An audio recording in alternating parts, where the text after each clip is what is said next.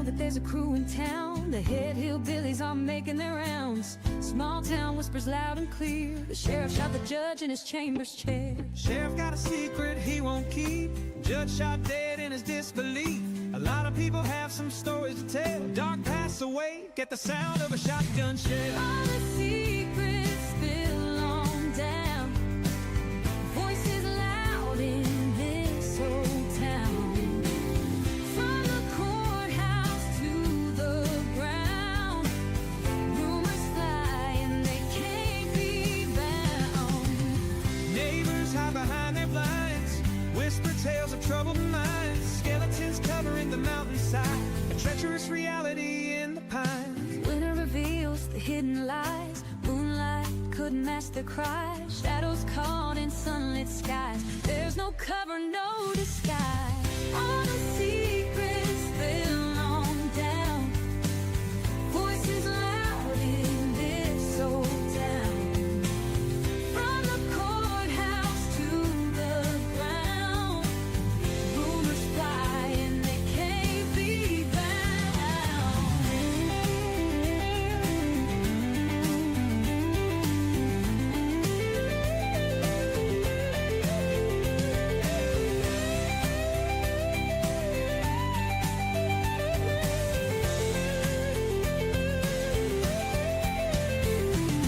Winter reveals the hidden lies.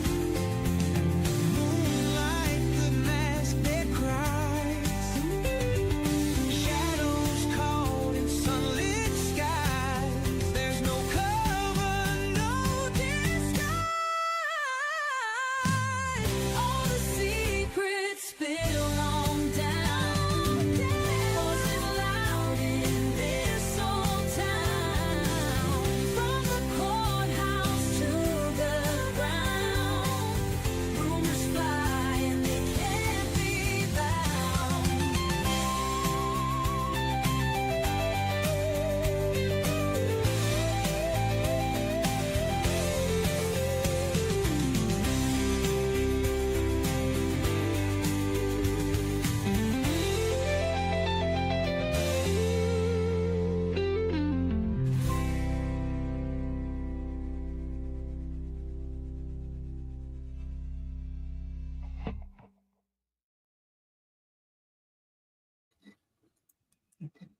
Hello, everybody. How are you this evening?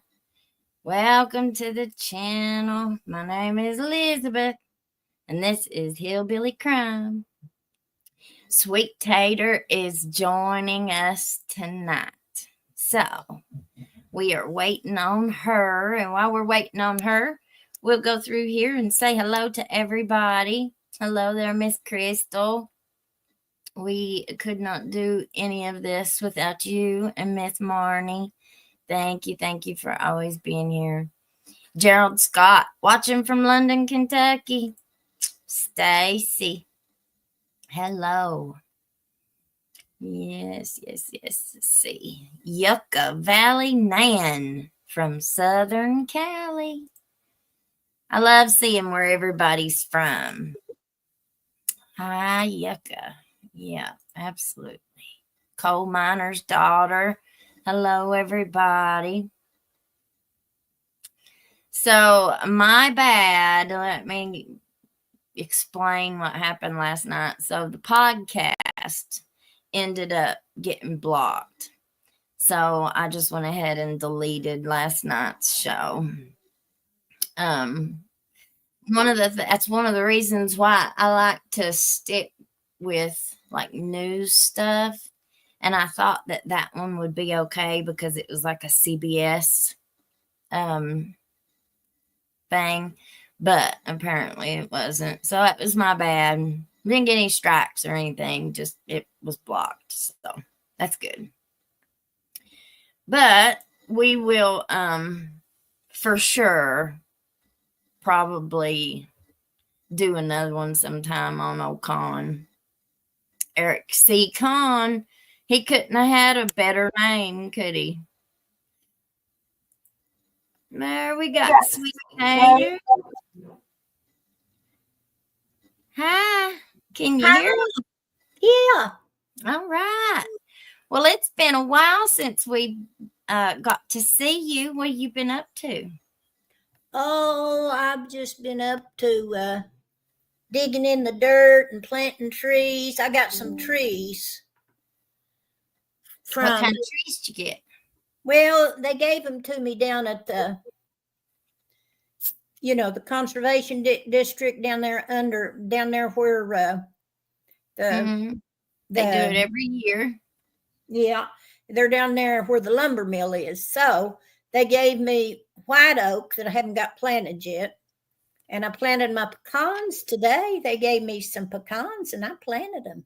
Well, good. I got dogwood and persimmon. That's awful nice. I know they always usually have pretty good trees. Were they just did they have much of a root on them, or were they They just had the nothing. You know what kind they are. You've seen them before. little sticks? Yeah. Little sticks. And so I planted in some nice rich dirt and spread them out. And I put a little rock, and I encased all of them in rocks. Yeah. Bricks and sticks and pine cones so they wouldn't get cut down. Good. Yeah. Sweet Tater always has trouble with her plants getting cut down through weed eating. So you got to be really careful when you weed eat in your yard, don't you? Yeah, I've about give up on them. I'm going to try to weed eat myself some this year. I don't know if I'm strong enough to do that, but I won't know unless I give it a go. Yeah, Well- well, my boys are finally big enough where if we could ever get them over there, you could put them to work. Well, Hopefully. they cut every one of my flowers down. Oh, well, yeah, you're right. You're right. Scorpio girl, 53. She's from Dallas, Texas. I like So- them scorpions. They had Yeah. them tails. They hold them up in the air and they'll jab you with them. And it hurts. Yeah. Bugman says there's another round of storms coming through tonight. Geez, I could use a break to clean up the yard. There Today sure was was a lot of damage. Not It was here, a but nice day for working outside here today. yeah. I You saw know, a I lot just- of. Go ahead. It was bad this morning. I don't remember what it was doing, but I didn't know if I'd be able. But by the time I got home, because I went to do my radio show, then I went to the doctor, about my tick bite. Oh yeah, tell us about your tick bite. Well, I don't know when I got it, but last night I took a bath and I was greasing up my legs real good, because I'd been outside in the moss yesterday and in the paper that had been wet and stuff and digging, and I dug around the night before. So it's on my inner thigh, it's about halfway up between my knee and the end of my leg. And it's on the inside, so I hadn't seen it, and so when I was putting that lotion on my leg, I had a bullseye. It's a round thing, like it's a big spot. A red And right spot. in the middle, yeah, big red spot. And right in the middle of it is a sinkhole, and that tick was down in there, And so I got him out, but he didn't have any blood in him, so I don't know how long he'd been there. So I knew I had to go to the doctor. But I had some doxycycline, so I took one last night because I always keep, about 4 is what I like to keep. So I keep them in case I need them for a tick bite. And so I took another one this morning and I went to the doctor and he gave me some more. And my doctor wasn't in. So I've had 3 doses. So you haven't been able to see the doctor about it? Yeah, I saw the doctor. Well, what did they say? Well, I showed it to him and I said, had to pull my britches down, and I didn't show it to him. And he got a light and looked at it. And he said, oh, yeah. I said, isn't that the awfulest thing you ever saw? He said, no, it's not that bad. I don't know if he just said, I don't know what kind of tick bites he'd seen, but I thought it was terrible. So I have to go back next week and let my regular doctor look at the bite itself to be sure that it's not. And then when I got to stay on these antibiotics 10 days, because when you get that bullseye, that means that you could get Lyme's disease. Well, that the case here, like with Mickey Stines, they were talking about him having that California encephalitis from a tick From the bite. tick. Mm-hmm. Yeah. So after I get this done, I'm going to go have them test me for Lyme's disease to be sure I got it. Well, Cheryl Klein here says I had to take 30 days of doxycycline. That For a tick bite? doxycycline, Well, for a tick bite, I wonder. is that what was it for a tick bite, Miss Cheryl? Yeah, it's scary, isn't it? It's really very scary because you know that if you don't get that doxycycline and get it right now and get a handle on that, you're going to have that Lyme's disease. and there's not really let's see. She said yes, she took 30 days of doxycycline for a tick bite. That doxycycline is really powerful stuff. Oh my goodness, the implications and what you can take with it and all that stuff, and how you're supposed to take it. Well, take it on a full stomach. I took one on an empty stomach one time, and it liked to put me under. Well, I read the directions, and I'm going to go right by the directions. Sunny Day says, I think if you treat soon, you're good. Well, I treated it. I don't know if I got it yesterday or the day before, but I treated it soon. Yeah, you'll have to do a once over. You'll have to start doing a once over after you every day from gardening and stuff. And me and Mom both are real big on giving our animals stuff like flea and tick medicine. Oh, yeah. I want them to be protected too. Yep. And we don't mess around with the Walmart brand stuff, whatever brands are in Walmart, because I have never gotten any of that stuff to work very well. But the pills that you can get from the vet are the best. They work hands down. And one thing I noticed with mine is the medicine will stay in them. They tell you to get it like once a month for them. But with mine, I've noticed that I usually only have to buy 2 pills a year, just about it, because the winter months, the fleas aren't out and ticks ain't out. And if you keep that medicine on them during the spring, summer, and fall, and I guess just the once they get it in their system good, it lasts a little bit longer. But none of mine ever have fleas, and I can get by with buying about 2 a year for each of them, which is a lot. Now my cats don't never go outside. Mommies go outside. I wish mine could go out. Yeah, all my animals, they're yard rats. They're little yard fellers. I love it. One day we'll live somewhere where mine can go out. They just can't go out here or they won't come back. They won't make it back. I love my little animals. Yeah, we all do. Absolutely. I love my animals too. My little new girl, she is so sweet. Under. Carter Hall says, say under again. I don't know if he's talking to me or you. I don't know what context I'm supposed to say. I don't either. I don't remember saying it.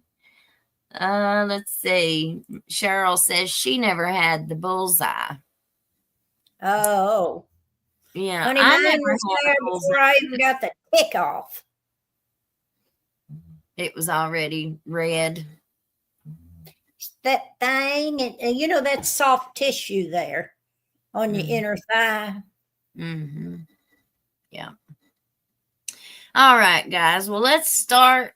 We've got an article that I was just shocked. Again, you know, it's just seems like it was just one shocker right after another with all this stuff going on here in Kentucky.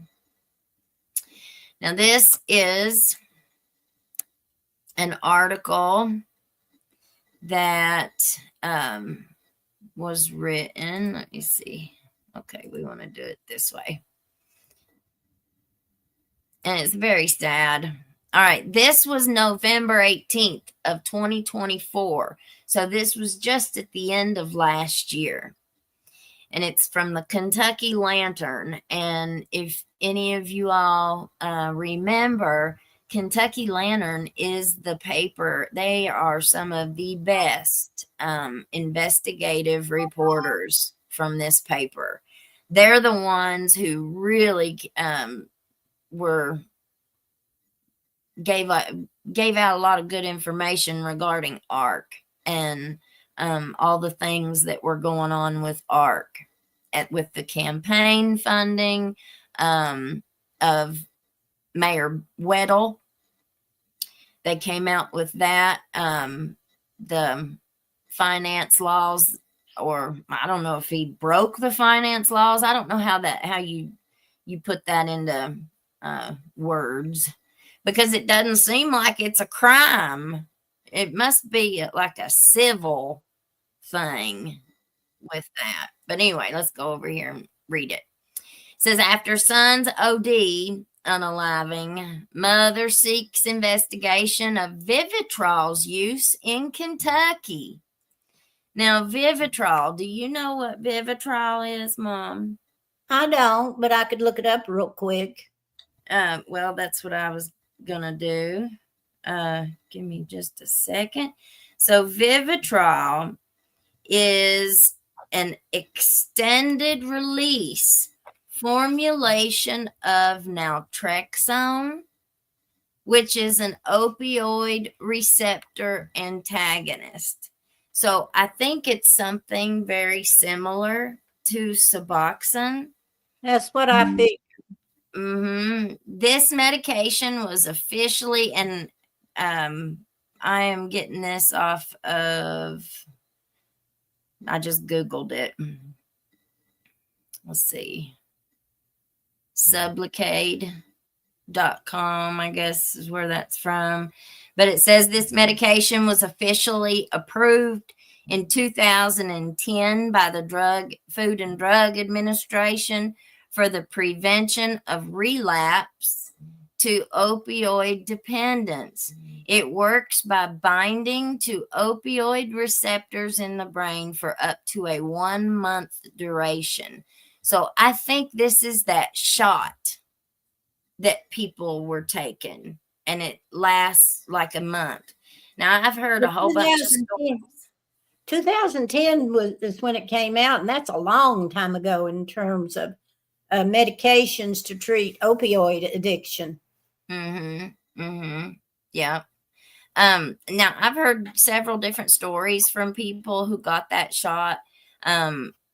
More than one person that I know got it in their belly, the bottom part of their belly area, and they had like an abscess, like it caused a big hole in their belly. It got infected. The medicine that went in, they said, was like a knot, like they could feel on their stomach and feel that big knot of medicine that was in there. It was under the skin. Well, one guy that I know ended up having to have surgery. He had to they had to go in and scrape it out because there was so much infection and damage that was caused by it. All right, so let's read the article. Okay. Hal Pizzina said he was pressured into consenting to an injection at an addiction recovery care facility. So that's ARC. His mother says the shot, along with an inadequate warning about its effects, led to his death. And there he is. It says Hal Pizzina of Lexington was 35 when he passed away from an opioid OD a little more than a month after leaving an addiction recovery care facility. And it says, striving to stay sober, Hal Pizzina succeeded for nearly a decade until the COVID-19 pandemic struck in 2020. So he was sober for almost 10 years. The stress causing him to relapse into rug use, said his mother, Christine Pizzina. She hoped he would get help through a court diversion program that in 2022 referred him to Crown Recovery Center in Springfield. Instead, just days after he became violently ill from an injection of Vivitrol, a powerful anti-abuse rug, his mother says her son was pressured to accept. He left Crown Center, operated by Addiction Recovery Care, or ARC, the state's largest provider of rug and alcohol treatment. Little more than a month later, Hal died at 35 from a rug OD. Christine Pizzina believes Vivitrol, a name brand rug that blocks effects of opioids, was a factor, along with improper administration of the medication at ARC and lack of adequate education for her son. How many times have I said, the first doctor that I had, the introduction, it was the way that he introduced it to me, wasn't it, Mom? Yeah, he was very careful. He was, and he even talked to my mom several times, just to make sure that we were Elizabeth, prepared. Huh? I have a question. Yeah. So he was in recovery, and so then he, during the pandemic, he got back on opioids. Mm-hmm. And so then did he go through opioid treatment again? He went into rehab. Yeah, he went and so when he left rehab, did they give him that shot? I think they gave it to him when he first got there, is what I understand it to be. And then he leaves, which in my opinion, that's very inappropriate. And it's very risky. And I think we're getting ready to hear about the same thing in this article, because let me finish my question. Yeah, go ahead. So he got out, right?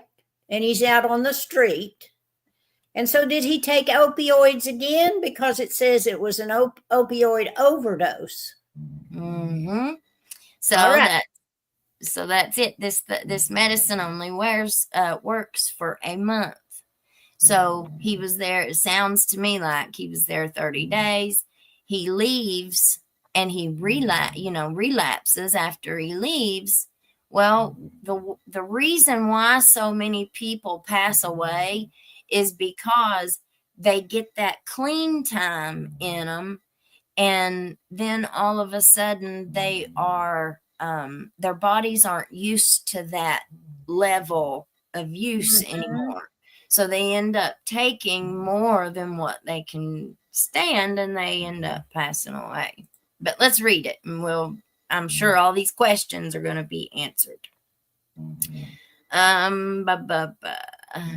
The rug, while considered effective, comes with serious risks, including potential for a fatal OD if a patient uses rugs before the injection wears off because of reduced tolerance to opioids, according to the U.S. Food and Drug Administration.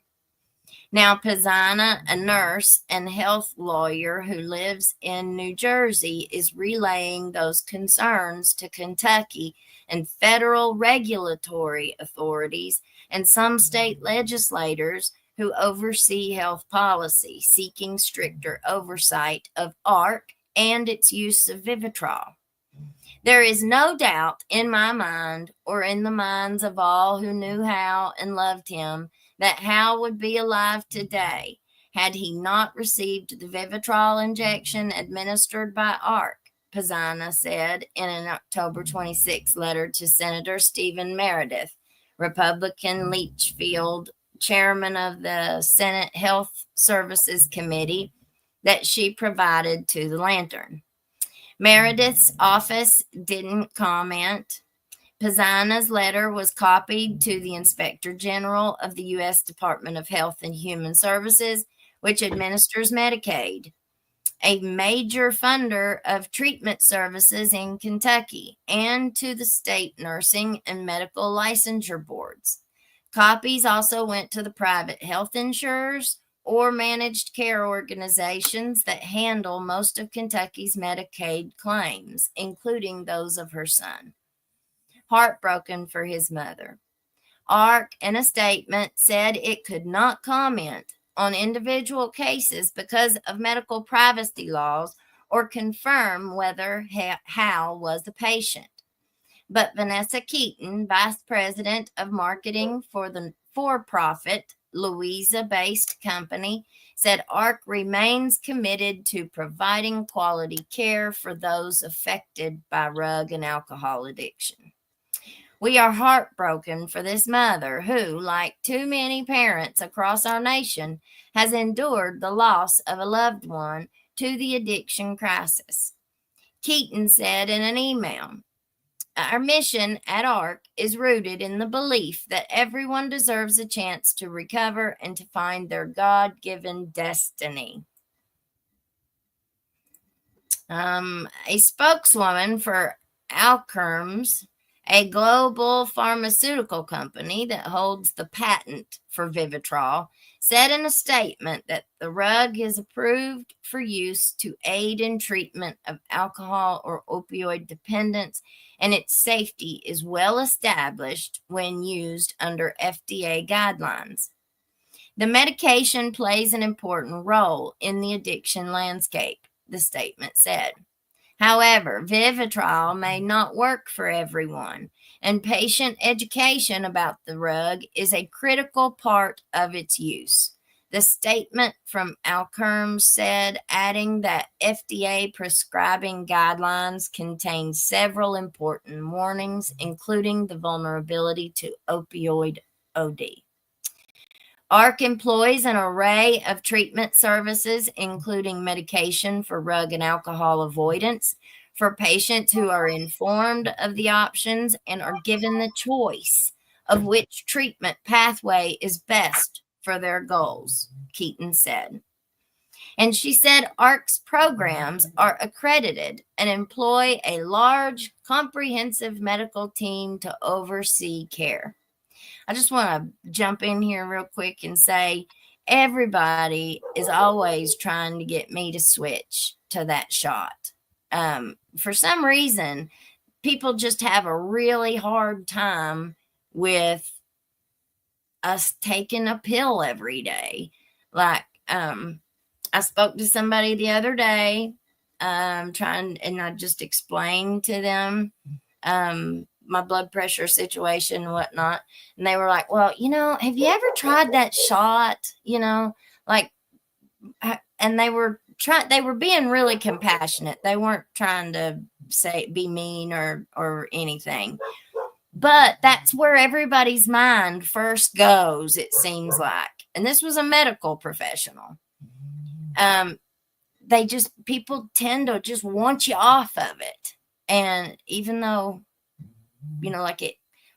in this article, they said Vivitrol might not work for everybody. Suboxone might not work for everybody, but it worked for me, and people need to at least be educated on the different medications, how they're used, and how they work. and the dangers of each, because they all have their own set of issues, maybe not dangers, but I don't know. They just have their own set of stuff that comes with it. All right. Side effects. They can be side effects. There you go. Side effects or things that you have to do to be successful in using it. You know, stuff like that matters. All right. And she said ARC's programs, okay. But Pizzana, who as administrator of her son's estate has assembled his medical and other records, believes the records show missteps in her son's care, especially with the use of Vivitrol, which comes with strict FDA protocols. She said recent news reports of possible problems at ARC prompted her to pursue complaints she had been considering after she began collecting Hal's records, some of which she provided to the Kentucky Lantern. Hal was a wonderful young man, she said in her letter to lawmakers and regulatory agencies. Hal struggled with opioid use disorder, a terrible chronic disease that must be managed throughout one's lifetime. Cuts amid FBI probe. Pizzana's complaint comes as ARC is facing other problems, including an FBI investigation into possible healthcare fraud and major staff cuts.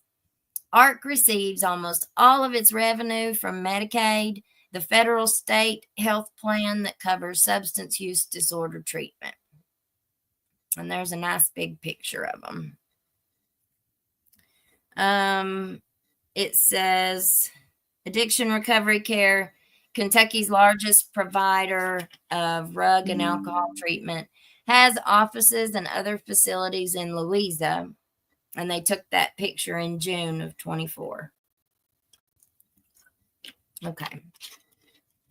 Last year, let me go make sure everything's working good. Okay.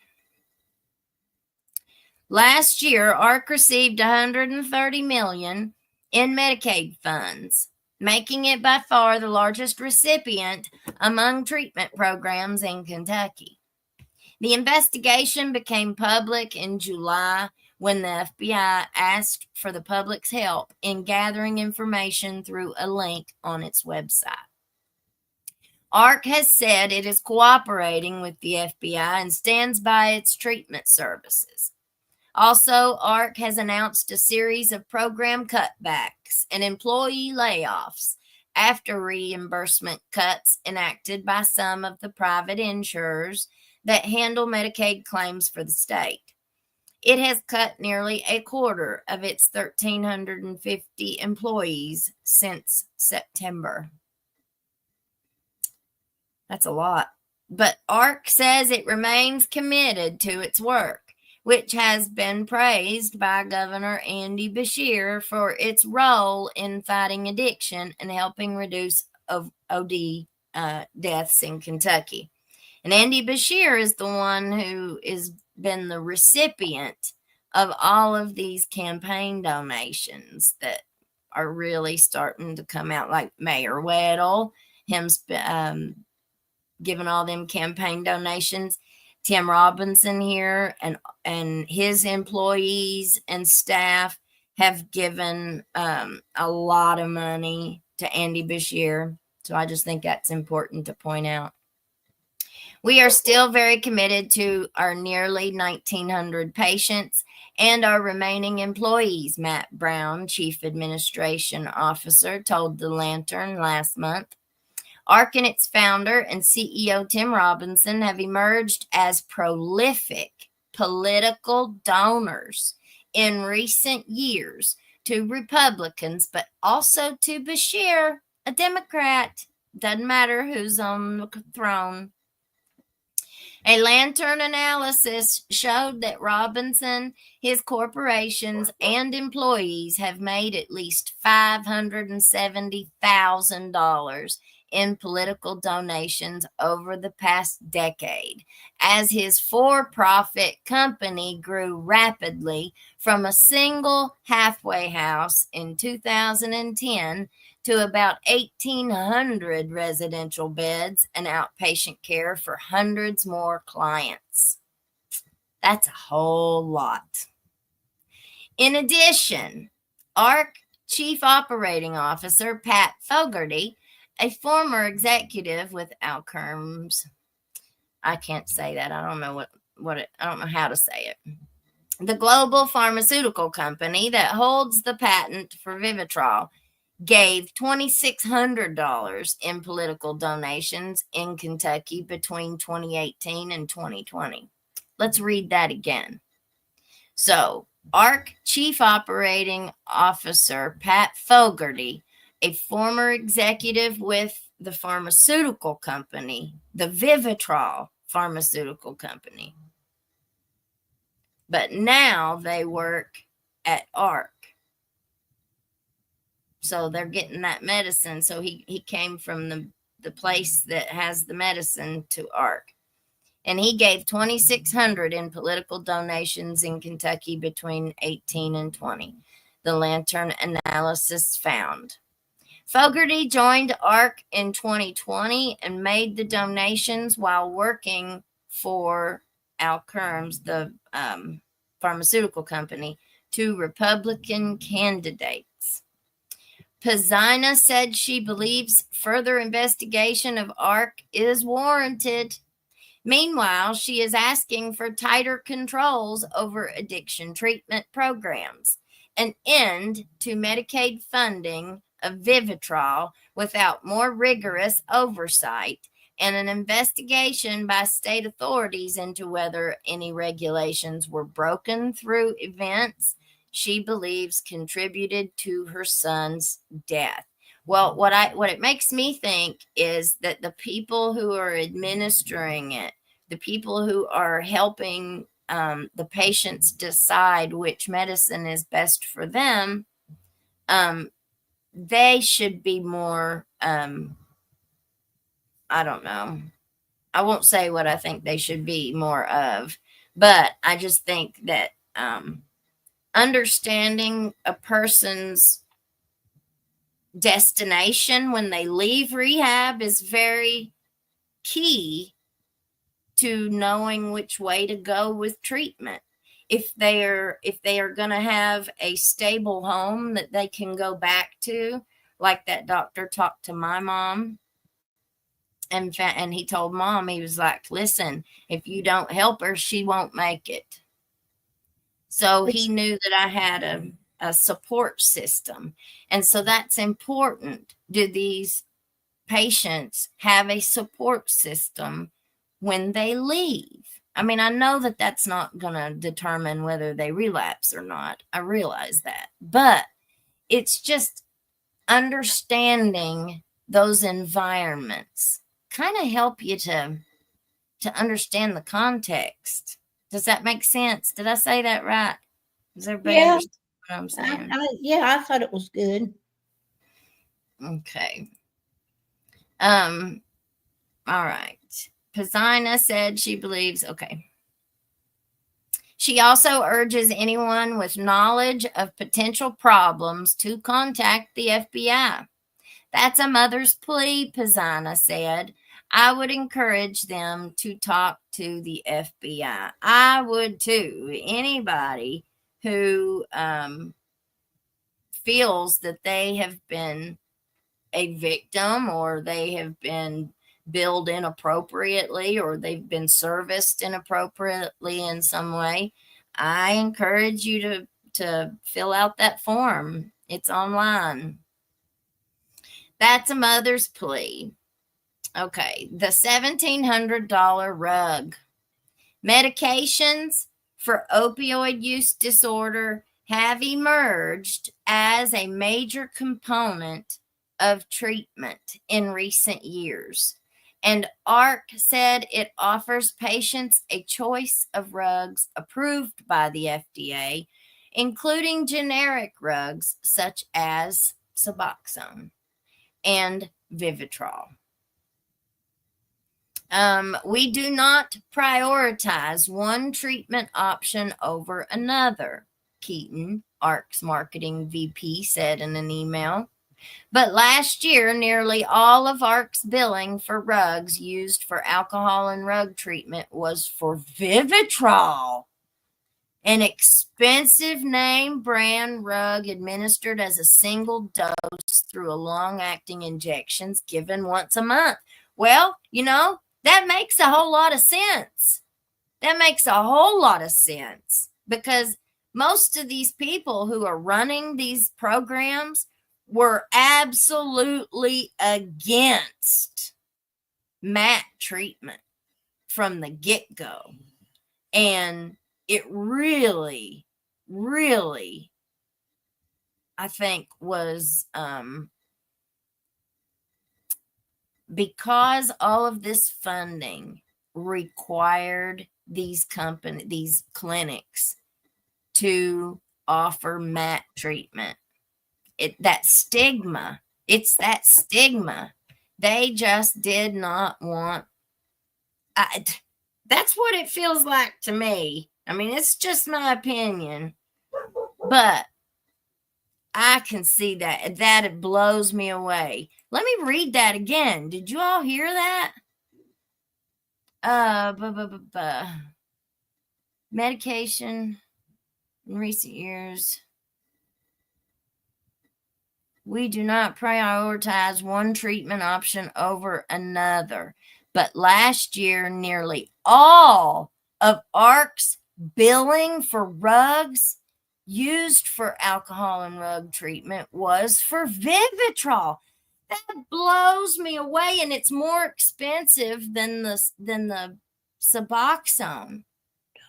Man, it costs around $1,700 a dose for patients who pay cash, though insurers and programs such as Medicaid would pay less through negotiated discounts, according to the website. And that's the exact same scheme that we saw that MCHC got in trouble for. That article that we read the other day, they were found to be doing that, allegedly. Wow. It was a big prescription scheme. So they get the discount, and then they give the cash paying people the medicine for $23. But the people who had Medicaid, they were charging the Medicaid $200 for the exact same prescription. And then that pharmacy that was contracted with MCHC would give them a kickback of $103. And they refused to prosecute, even though they found it. Well, whose job was that? Who's the one that looked over that case to see if they would prosecute or not? I think that's absolutely just unreal. Kentucky's Medicaid department did not respond to requests for what it pays for an individual dose of Vivitrol.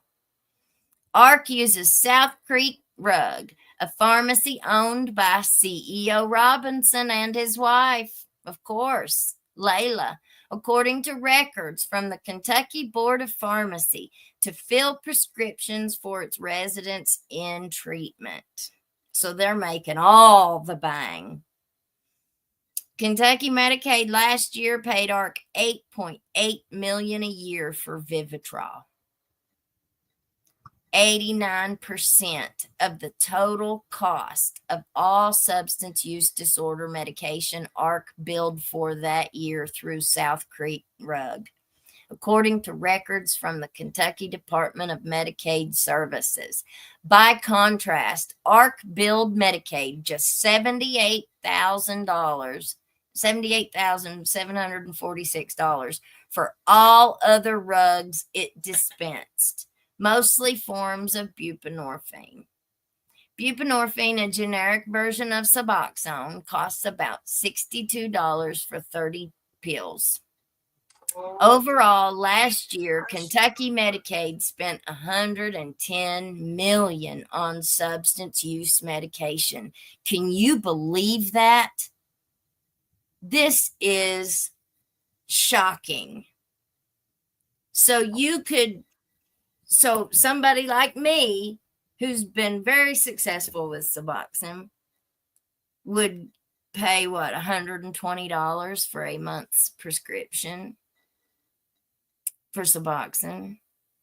But if they can talk them into that Vivitrol, buddy, that's almost $2,000. That's a huge deal. That is and nearly all of the billing they did was for that medicine. And then they say they don't prefer one over the other. That's just that's not even credible. That is not even a credible statement to have data that way. This just blows me away.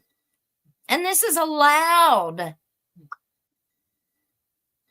Overall, last year, Kentucky Medicaid spent $110 million on substance use medication, with $31 million or 28% on Vivitrol. The rest of the spending was largely for two other standard, much cheaper rugs, buprenorphine and methadone. Arx Keaton said the company records show that it has served 12,185 individuals with substance use disorder in the past 12 months, and that about 22% were prescribed Vivitrol. Also, the state Medicaid records show only what Arc billed through its pharmacy and may not include prescriptions obtained elsewhere by those in outpatient treatment, she said. And she said Arc utilizes external providers who provide Vivitrol management.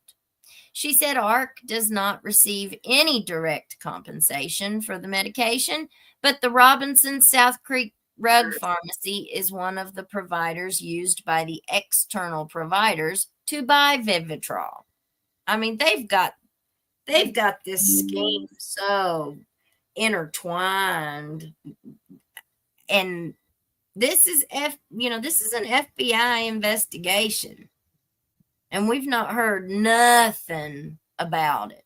We've not heard one word about it since, other than they put that form out and asked for people to come forward. Let's see, Alkermes, whatever it's called, the pharmaceutical company, its manufacturer holds the patent until early 2027, according to an article last year in Pharmacy Technology. Vivitrol. Yes. Do what? You got something on there? Yeah, I made a bad thing. Let's see. According to an article last year in Pharmacy Technology, Vivitrol won FDA approval for alcohol treatment in 2006 and in 2010 for opioid treatment. Vivitrol, can you turn that off? Yeah, you can turn me off. Oh, okay. I'll hit the mute. Okay. Vivitrol has emerged as a blockbuster rug for Alkermes, which listed $1.6 billion in revenues last year. According to a company press release, Vivitrol was its top-selling rug last year with $400 million in sales. Vivitrol Advantage. Suboxone and methadone, which are considered opioids and ease cravings for rugs, are typically taken daily. They are controlled substances and therefore more tightly regulated than Vivitrol, which comes as a monthly injection, which serves to block the effect of opioids. Because of the tighter regulations surrounding methadone and Suboxone, And because Vivitrol is not a narcotic, reducing risk of diversion, it has become more prevalent in institutional settings, such as jails or prisons, said Dr. Michelle Lufwall, but it's 10 times more expensive. I mean, that just makes so much sense, doesn't it? When 5 years ago, they wouldn't let nobody in jails or prisons even take anything for mat related. And then you go from them not letting them take anything to the most expensive one on the market. That's just ridiculous. And there's no justification for that other than greed. The Kentucky Department of Corrections, as part of its drug treatment programs, provides Vivitrol as well as forms of FDA-approved medications, a spokeswoman said. Corrections offers treatment options that are consistent with the best practices in the field of addiction. Well, who says what is the best practices? We still haven't seen no data of how successful any of this stuff is. They just keep, it's like propaganda. They just keep putting out and putting out and putting out things, saying it, and how are people supposed to know if it's a lie or if it's true? Because I've found that that's a huge problem with law enforcement and anybody in it. All right. Lofwell said evidence shows methadone and buprenorphine significantly reduce the risk of overdose deaths. That data is not there for Vivitrol, she said. Still, Lofwell said that doesn't mean it's not an effective tool for treating addiction. What's right for the patient, she asked. The one the patient is willing to take. Be a man. Pizzana said her son's struggles with addiction began in his late teens, first with alcohol, later with opioid drugs. He was born in Chicago and later lived in Philadelphia and Indianapolis before settling in Lexington, where he had received treatment through the Hope Center that helped him achieve sobriety, find work, and buy a home, Pizzana said in an email. The Hope Center is like a homeless shelter in Lexington, but it also has like NA and AA meetings. Now, whenever I was in Lexington, it was a abstinent-only facility. I don't think that they had any kind of MAT treatment, but I'm sure they probably do now. When I was up there, it was a long time ago. But after about 8 years, her son relapsed and in 2021 was charged with drug possession and driving under the influence in Lexington. He was referred to ARC through a court diversion program, she said. Soon after he entered ARC's Crown Center in early September 22, Pizzana's letter said her son told her he was directed to attend a mandatory Vivitrol meeting where he was pressured to take the rug. When he initially refused, staff increased pressure, she said, telling him he would be fine, the rug was no big deal, and to be a man. When he still resisted, staff said they would tell his court worker he was uncooperative and rug-seeking, her letter said. I believe it. Finally, she said Hal agreed to sign a consent form to accept an injection of Vivitrol. Hang on. I'm unmuting you, Mom. Did you hear what I just read? Yes. What, do you have any comment on it? Well, they were forcing the people to take it. They were using high pressure techniques. And coercion. I mean, how is that not coercion? Or, well, I don't know if that's the right word or not. But you're telling them, I'm going to tell your court worker. I'm going to tell your probation officer. I'm going to tell the judge, basically, that you're uncooperative and that you're rug seeking. That's pretty much you take this or else. Well, that is a terrible thing to do, and there should be charges filed against counselors or whoever it is that's doing that. Your I don't concern, see it. Sorry, go ahead. your concern should be for your client, not for anything else. And whatever your personal opinion is, if you think Vivitrol is the best way for people to go, then you are just a wrong person for that job and you need to be fired. Thank you. Thank you for giving your honest opinion on that, because that's exactly how I feel too. Well, you know that's just not right, because we can't none go into the mind and body of somebody else. And I don't think that Vivitrol sounds like a very good drug, because while you're on it for those 30 days, everything is hunky-dory. But then as soon as you go off of it, 30 days is not enough time to get yourself sorted out. And it isn't as though, it was easily done. Like when people go in and don't take anything, they spend a long time trying to get those people to live a drug-free life. Well, you can't take somebody and give them a shot of Vivitrol and the next day they're drug-free, you know what I'm saying, for a month. And then all that comes right back on them. So that's not a very good drug. Well, it increases the risk of OD, because for that whole month, it sounds to me like all the Vivitrol is the blocker. Like Suboxone has the buprenorphine and the naltrexone. That naltrexone is the blocker. And then you have the Subutex that just has the buprenorphine and it don't have the blocker at all. Well, that's the one that they have changed and said that only pregnant women can get it. That's right. This Vivitrol is only the blocker.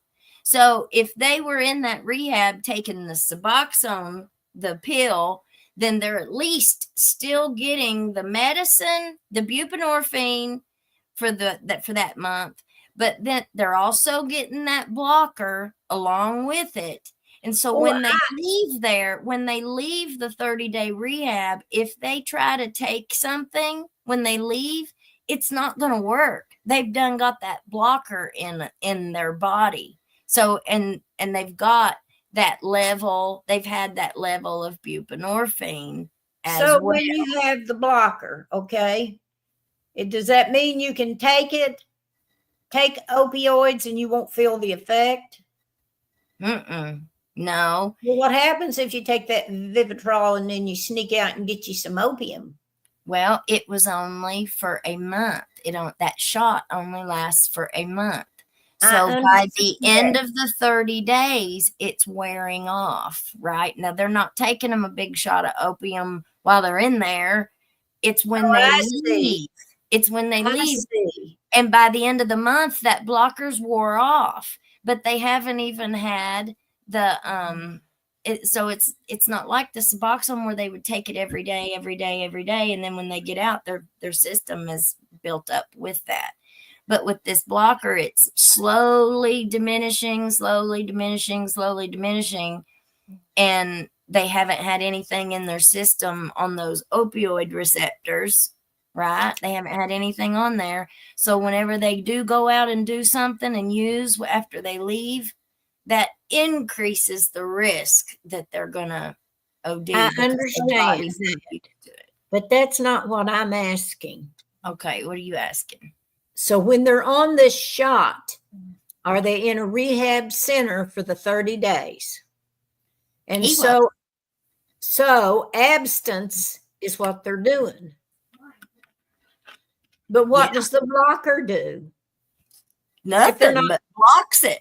If they were to take something while they were there, which we know. Well, that's crazy. Yep. But they're in an institution, they shouldn't be able to get a hold of anything. You know what I'm saying? yeah, but that institution's making almost $2,000 off of it versus Well, that's 150. pretty silly. That's pretty awful to me. No, you're hitting them with you could take them in a month's time without anything.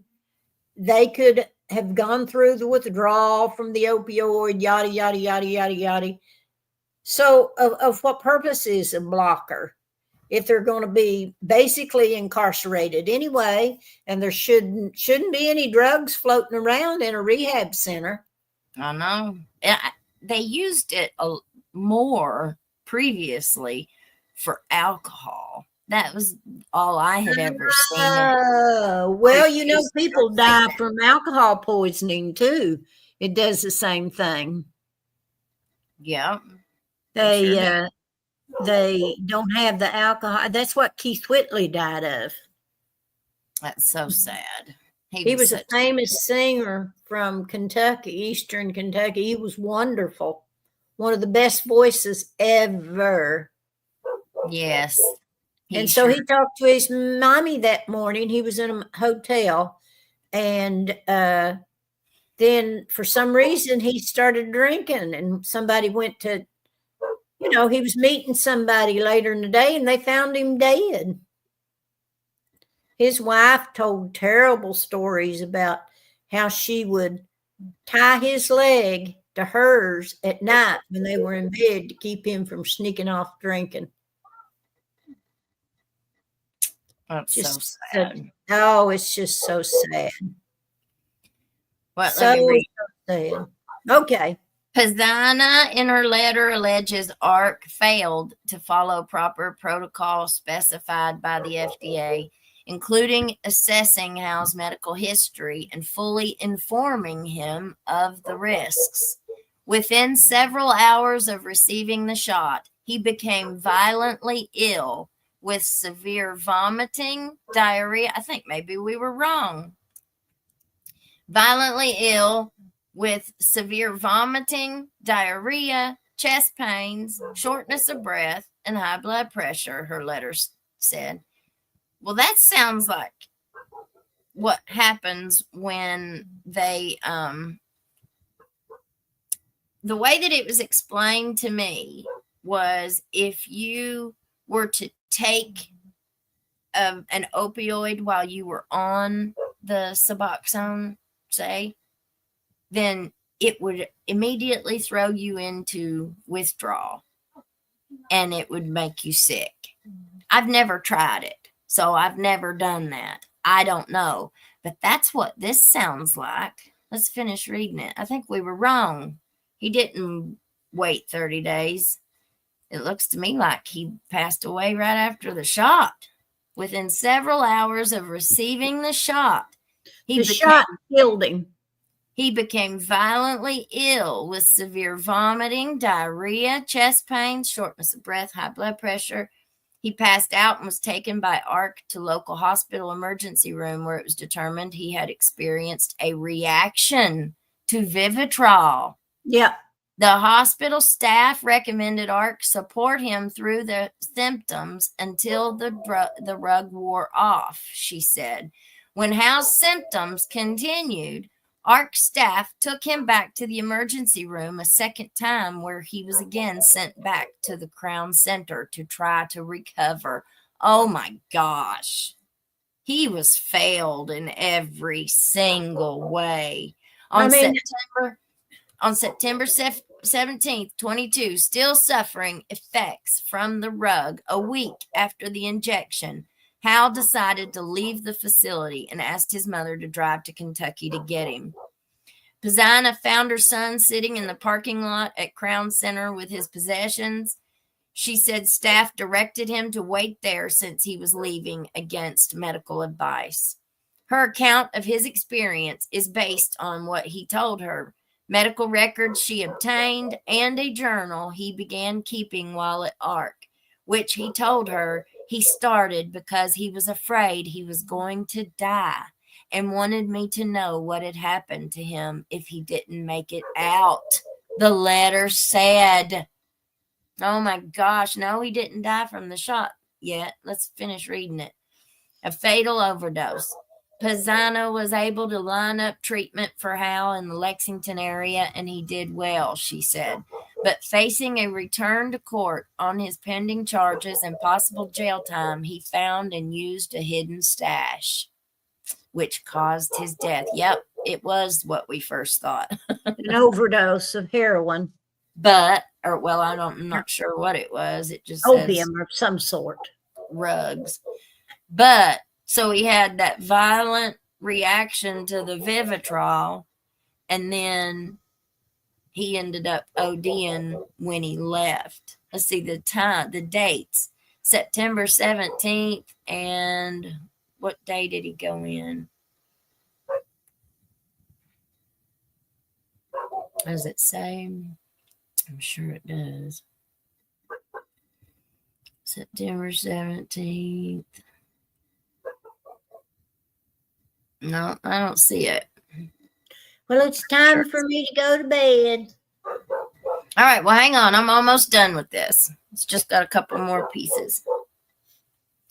A pathologist report found he died from rug toxicity with a potentially fatal level of the F word that unalives everybody in his system. So it was the F word stuff. Oh, so he took the F word. A friend found him on the bathroom floor of his home on October 21st, 22. It said, Pisano said both she and her son were aware the risk of overdose was greater if someone had ceased using rugs, therefore lowering tolerance. That's the word I was thinking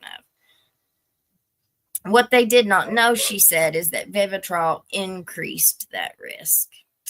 That was the subject of a 2019 FDA warning letter to Alkermes, the manufacturer, for not fully describing the potential for the most serious risk, a fatal OD in advertisements for the rug. While the print advertisement contains claims and representations about the rug's benefits, it fails to adequately communicate important warnings and precautions listed in the product labeling, including vulnerability to opioid OD, a potentially fatal risk, an FDA news release said. This is concerning from a public health perspective because of the potential for fatal opioid OD on this vulnerable patient population, it said. The following year, the FDA found the company had corrected the problem. Pisano said she wants authorities and the public to know about her son's situation in hopes of preventing someone else from going through it. She misses her son, whom she describes as bright and funny. He loved hunting, fishing, and working as a mechanic on cars and his beloved Ford truck. He was the most wonderful young man ever, said Pisano, who arranged a memorial service after her son's death. Someday I'm going to scatter his ashes after this is all over. Oh, we lost Zelmy. We'll wait till she comes back. That sure is sad. That sure is sad. Woozies. Why didn't they keep him in the ER? Just blows my mind. Unbelievable. Thank you, Miss Cheryl. Get those skeletons out in the open. Someone is making money on those needing help. Well, yeah. I mean, look at all of this. And like, I did not read this before. I didn't read it all. I read some of it, but I didn't read it all before I got on here. So man, oh man, oh man. I think that's awful. I think it's awful. And I mean, anybody who looked at the reports, didn't anybody look at these reports of how much billing was being done for one particular treatment. I think that's awful. I just can't get over that. Unbelievable. Miss Eileen says, I agree 100% with your mother. Thank you. Yes. She's a smart lady. They said with Lyme disease, if you ever have a stroke, you need to mention that you have had Lyme disease. Good to know. Good to I'm know. not going to get Lyme's disease, and I'm not going to have a stroke. That's right, Mommy. That's right. Miss Denise said, I loved Keith Whitley. Me too. It's a terrible, terrible shame. Butterfly Kisses says, Keith Whitley was a great music artist. He sure was. Beautiful voice. Yeah. Well, one thing that I wanted to point out about this is with this treatment overload, it seems like, one of the things that I think has kind of gone up in smoke is you don't never hear of any bigger fish getting arrested. Like the supply chain should be, like we should be trying to stop all these rugs from coming in this area. It seems like so many of these low level offenders is who is getting arrested, and then they're going into these programs, and they're just cycling. It's like a revolving door. They're just cycling in and out, in and out, in and out. Where do we hear of any kind of bigger fish getting arrested and charged with trafficking? It's like they want to keep charging these low level people and just keep running them back and forth through rehab. But the supply is not diminishing. It's these rugs are still coming in and coming in and coming in and coming in. Aren't we supposed to be trying to stop the bleeding?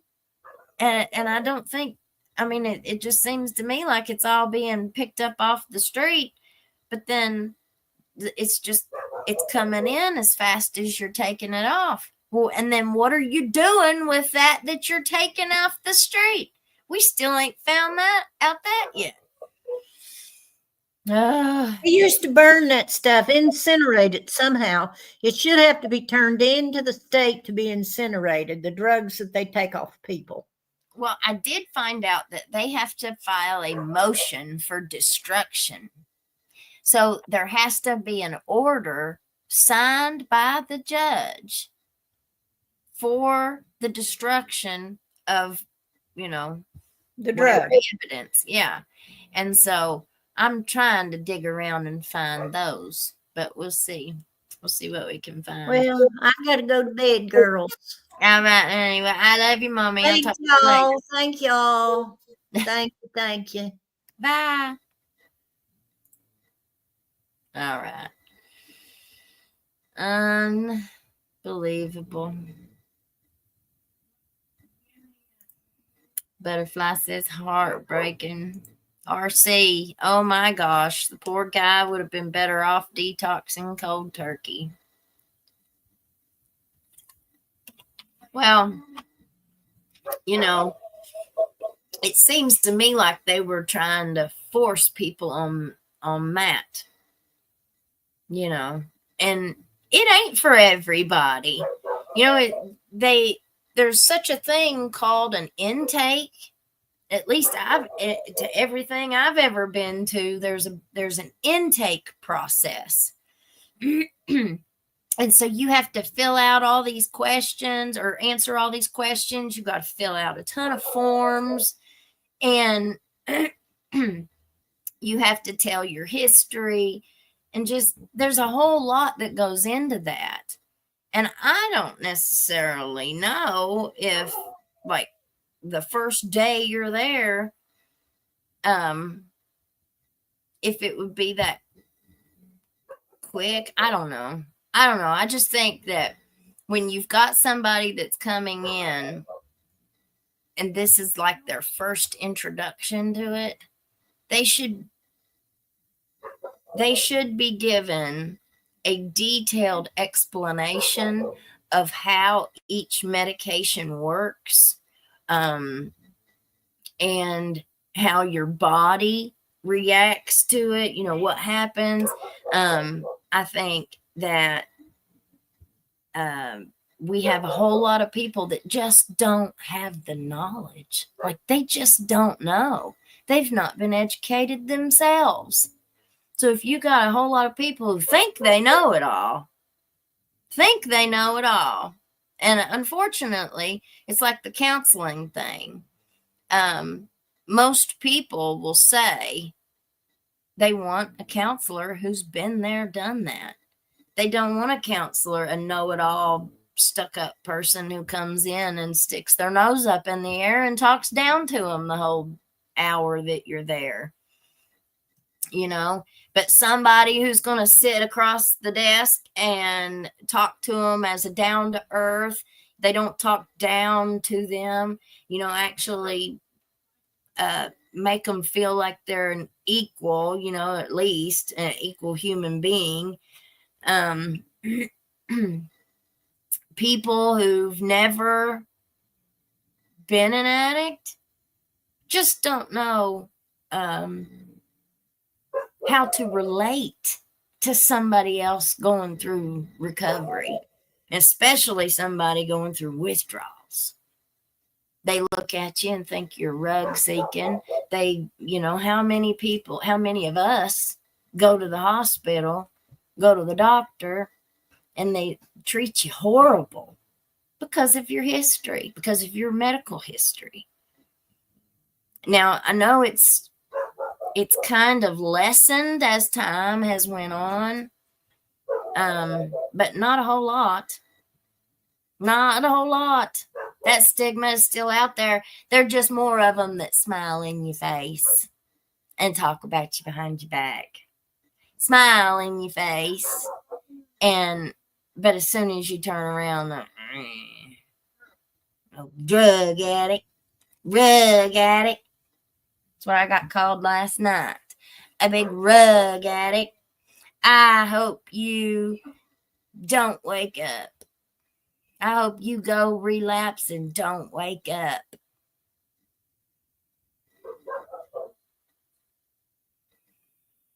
Bugman says, same with a rehab. If they want to check out, they can, unless court ordered. Well, and a few people have told me that they went, I don't know which facility it was, I don't remember, but a few different people had went to this one specific facility. And whenever they wanted to leave, they were given a really, really hard time. Those people that wanted to leave early, they were given a very hard time about it. And if they still wanted to go,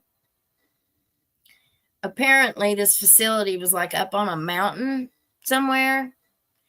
And so there was no street lights. It was several miles to a gas station. It was very rural. So you didn't have a lot of cars coming by.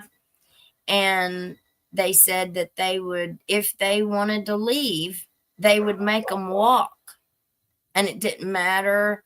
One lady said, or I don't remember if it was a lady or a man, but one person said that they were made to walk out of there in the dark, terrified. And so if you don't go along with these people, or you don't do what they want you to do, they will make it very hard on you. It's almost like a retaliation. You're not going to let me call the shots. You're not going to let me be in control and have the power. Okay. You'll be sorry. You'll be sorry. It's just unbelievable. I'm sorry, Bug. Bless you, honey. Bless you, bless you. Your mama's such a blessing. Yeah, she got real scared over that tick bite. And it, there have been a whole lot of cases of Lyme locally around here. And so, and then hearing about old Mickey's tick bite and stuff.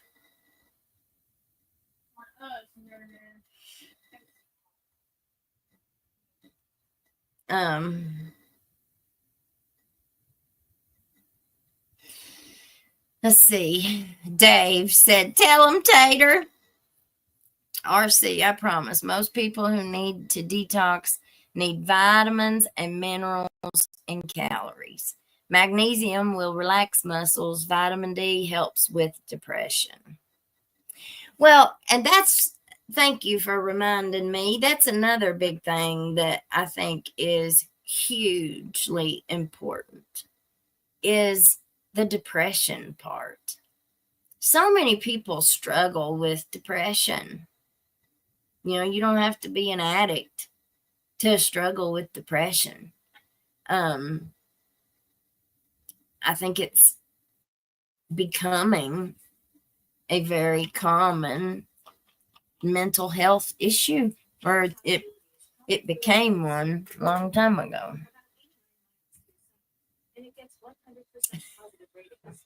Siri.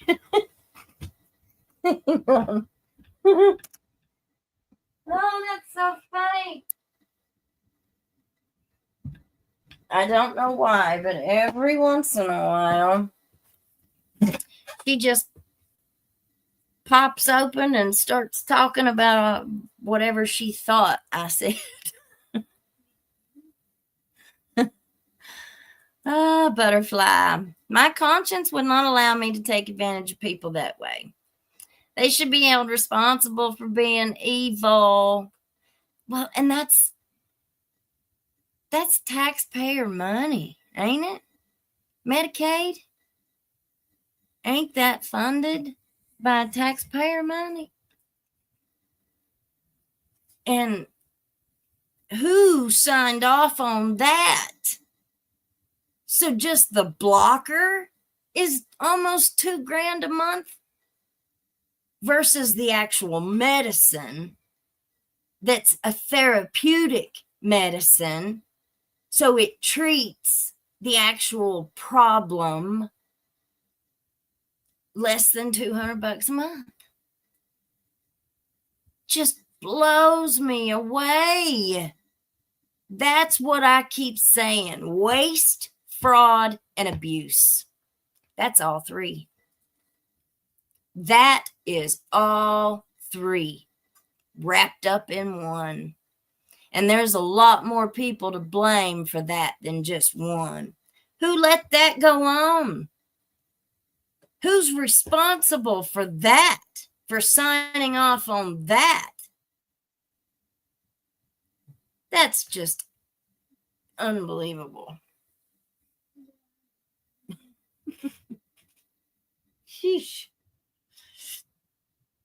We get covered up in stink bugs down here. I can't stand a stink bug. Ugh. Cheryl, she's back. Butterfly Kisses. I still listen to Keith Whitley's music. He's on my playlist.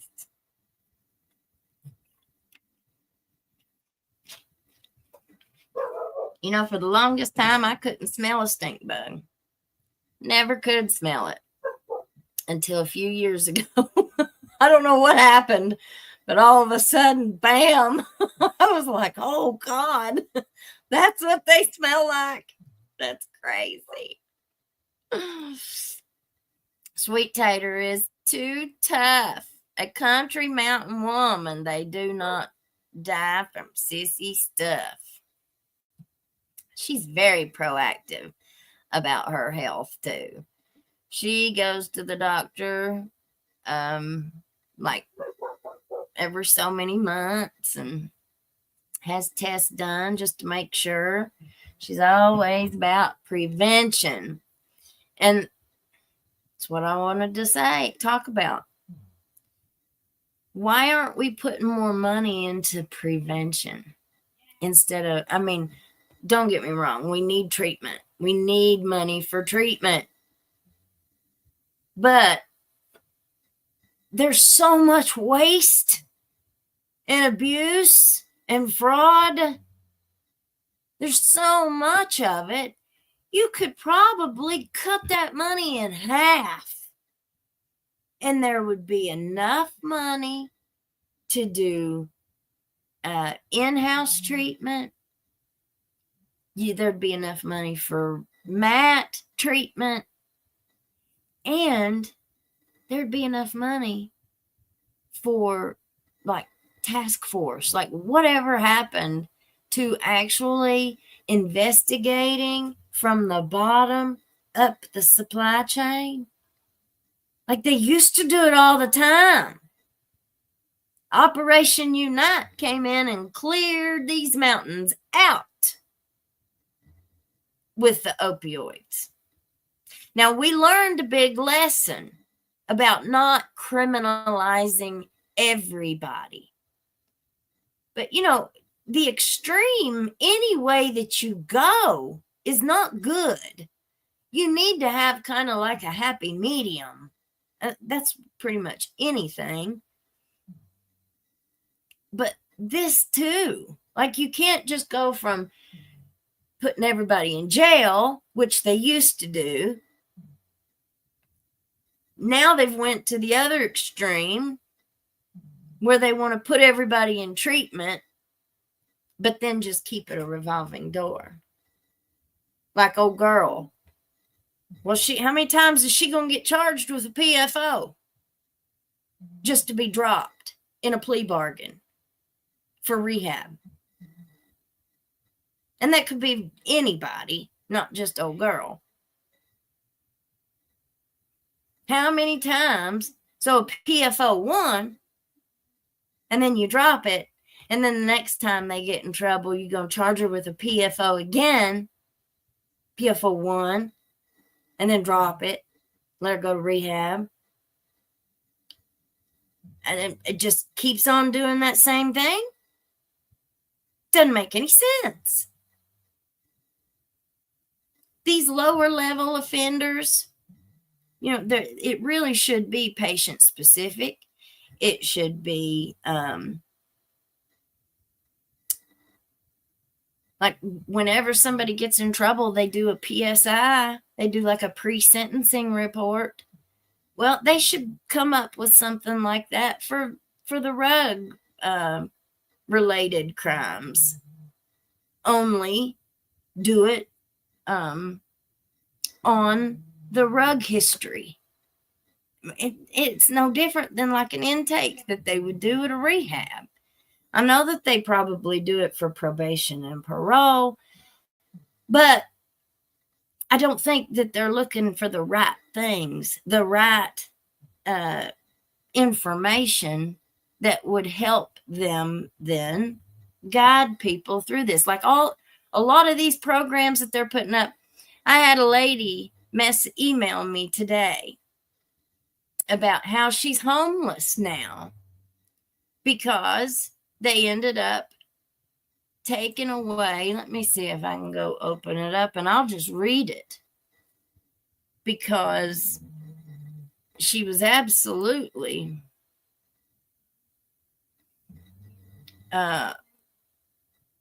she was absolutely right.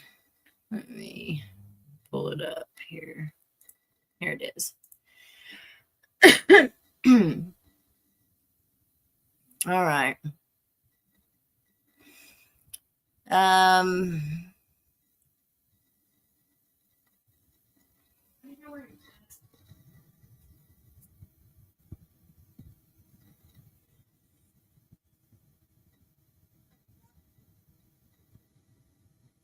I might have had that wrong. Let's see. It's talking about all the money that came in about the flood. She'd lost everything twice in the flood. So we had a flood in 22 and then we had a flood in 25. And you had all that money that came in here to help people, right? let's see. First flood said that the law kept coming up their holla to lock up her whole family. I don't know why, but was on probation like 4 months being off, and supposedly failed a rug test. And so the judge ended up giving her the full 5 years. She was locked up 14 months. Let's see. We'll do a more. I had several people telling me their stories that were just heart-wrenching. And there was a couple of them that I wanted to read. But I didn't mark which ones they were. So I'll have to go get them so I'm better prepared. I shouldn't talk on it until I'm prepared. But it's just sad. I had a lady message me or email me and said that her son had been clean for about 5 years, and said that a certain person, since we're so late into this one, I won't tell the whole thing. We'll save it for the next one, or for the next show that we talk about it. But this certain person who's been a very well-known rug reeler, a female, picked him up, ended up taking him up to this very well-known home that we know, and got him high, gave him stuff, and then seemed like got popped with a rug test after that. And that wasn't the only one. I've had several people contact me and say similar situations happened. And the common denominator is that one female rug reeler. That's the common denominator. So my suspicions seem to be, allegedly, might be right. Might be right. But I got a whole lot of stuff to share with you guys on that. So we'll save that for next time. Alan Reed, the answer is follow the money. That's what we've been doing. We've been following the money. Miss Cheryl, catch the reelers. Woozies. Maybe with the border being closed, it will help things settle down. Well, I have to be honest about that. I got so disgusted with the national stuff several years ago. I just got disgusted. I could not even watch the news anymore because it was just making me sick. Literally making me sick to watch it. And so I have not kept up on a lot of the party stuff, you know.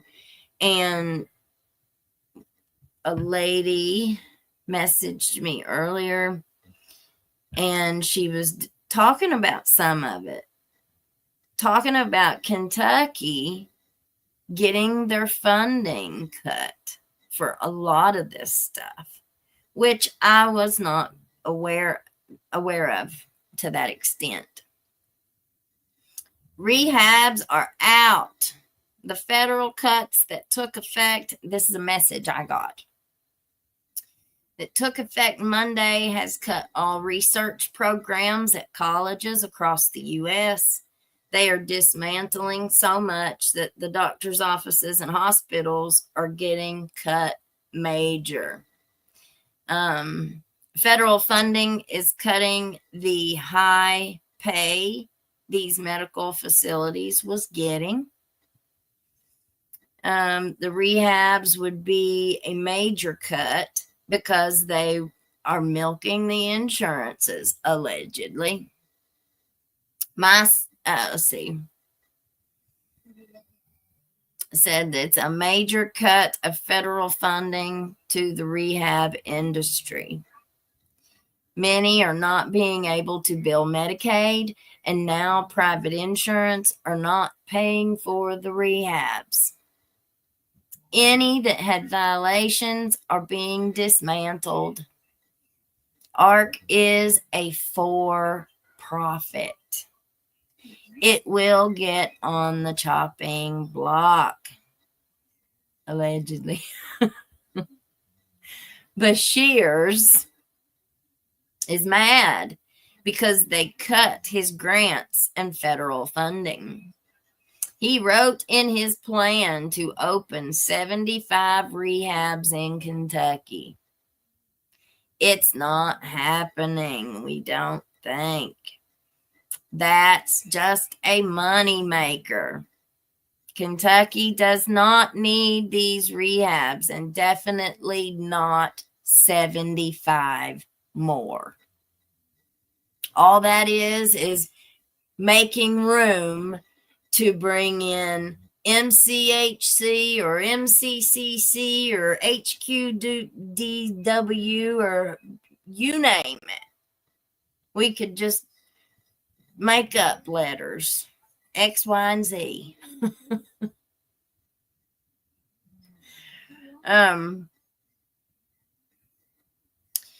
I wanted to read this too because it was talking about the way that they do it in northern Kentucky.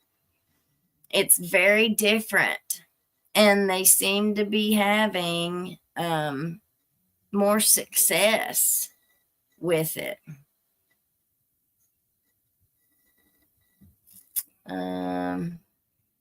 Northern Kentucky cannot put, and this is a message from somebody, so Northern Kentucky cannot put a rug addict in jail unless they commit a serious crime. The diversion is strictly going to a local rug facility that is actually houses staffed with medical to detox and not criticized for relapsing. It's worked well not to keep throwing them in jail. There are churches that fund these houses by donations.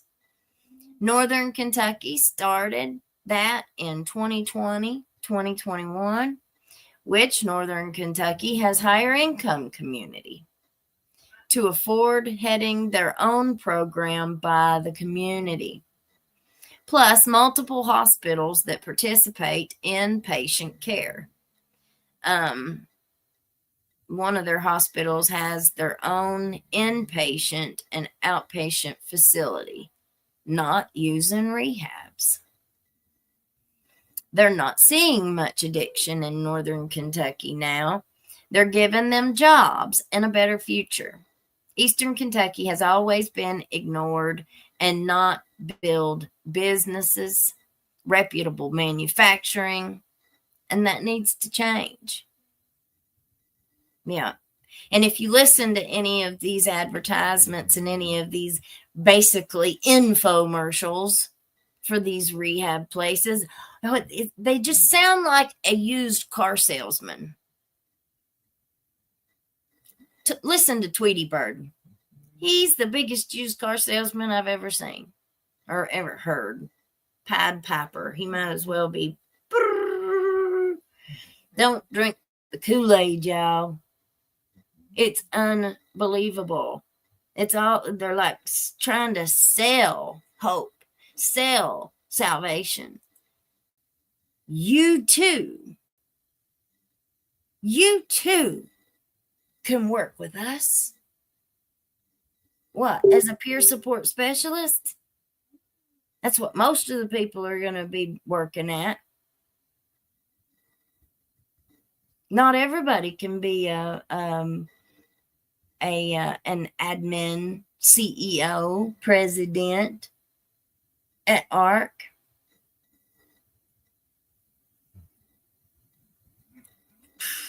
It makes me sick. RC, look up all the side effects of medication. Everything, anything prescribed. Study your eyeballs out.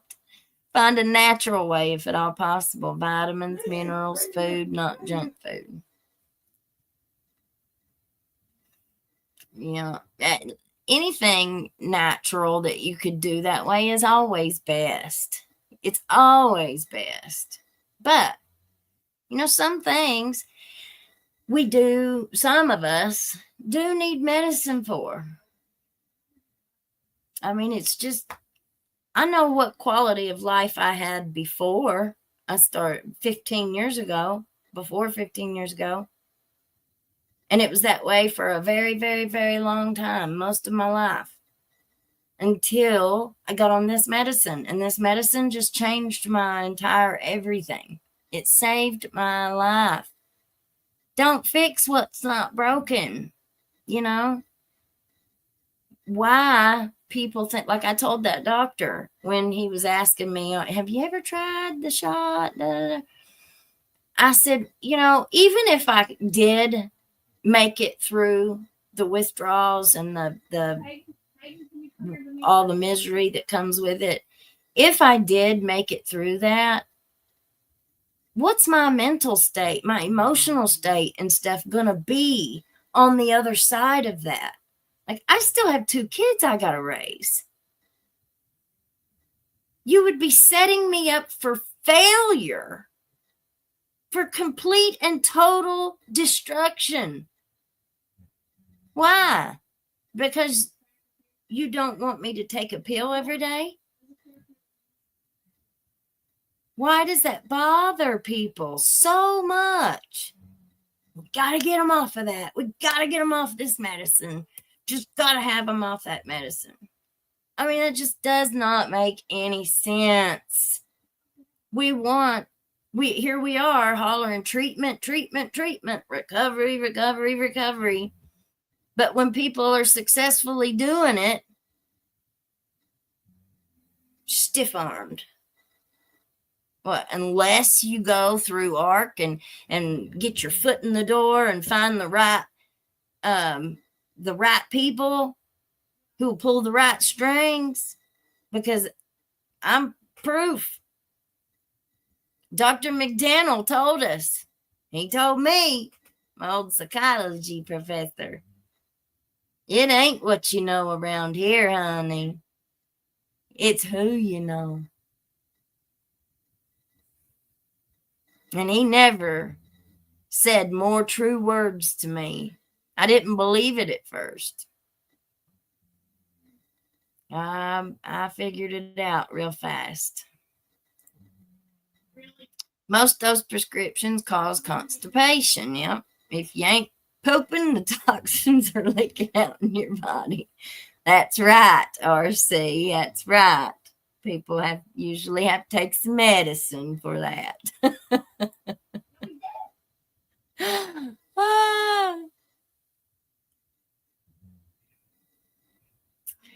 Dave, I think Elizabeth started at the bottom, as in the sheriff judge incident.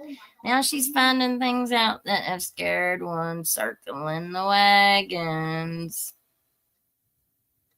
Oh, yes. I made a thumbnail called Circling the Wagons as my title. And I thought I put something else up there for this one. I was like, uh-oh, did I put the wrong thumbnail up there? I ain't perfect either, y'all. I make mistakes. I might say something that you don't agree with. I might say something you don't like. I'm sorry. But, I ain't perfect. Don't claim to be.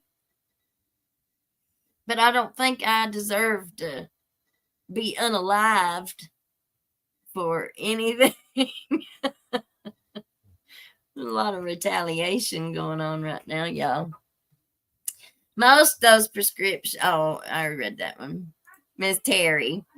Federal has made changes to food assistance programs starting July 1st. No sugar drinks on government food cards. Certain foods will be cut from purchasing. It's about getting people healthy. Well, I watched one, a big old long, it was a bunch of TikToks. I'm not much of a TikToker. I have a TikTok, but I don't do, this is my thing pretty much here. But this lady was on TikTok, and man, she was making all these TikToks. One of them, she said she bought pop on a food stamp card at Walmart, and then she went out in the parking lot and started dumping them out in the parking lot so she could then take the cans, the empty cans, back in the store and get the money for them. And I think she spent like $70 on, $70 on the food stamp card to buy the pop. But then after she dumped it all out and took the cans back in, she got like $16 in cash. Well, a police officer saw her out there doing it, and he told her he was going to report her for welfare fraud.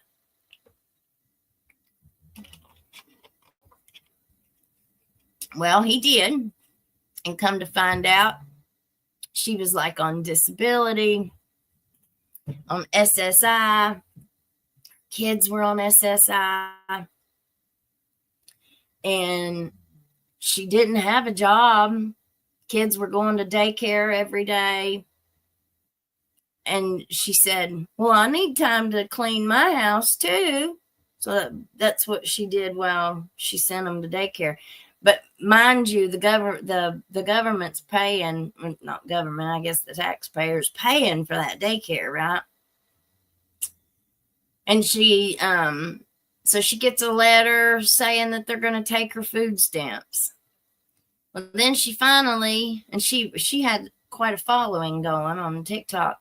So she monetized her TikTok and she started making really good money. And she was showing how much she was making and stuff.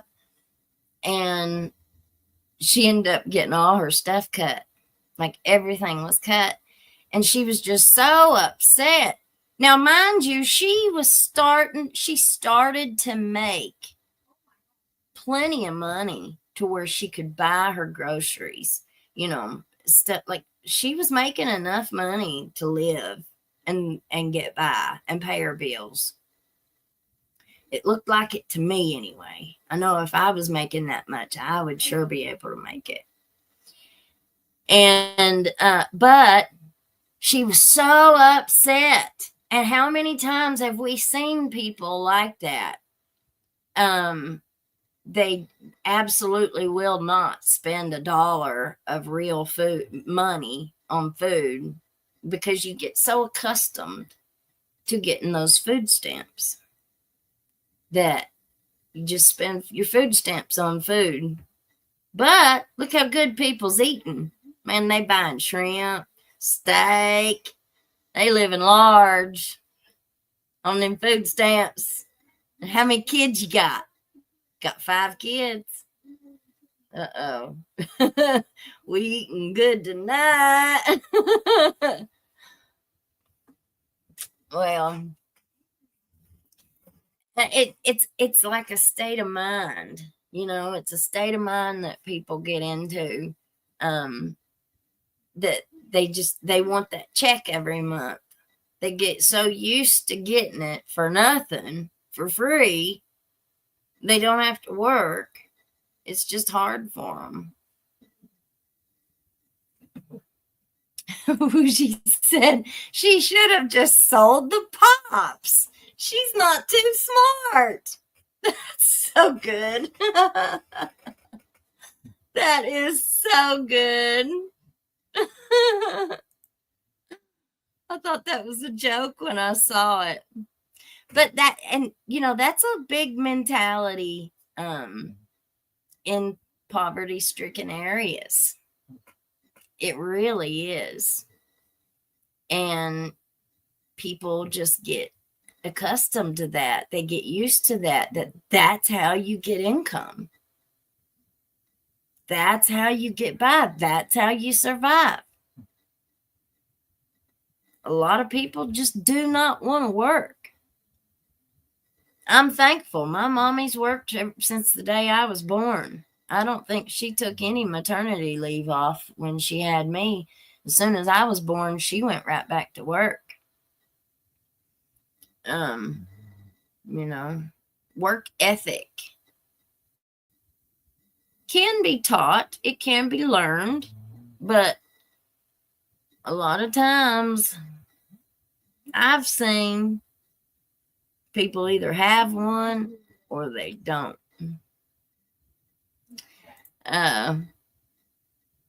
Meanness Malibu.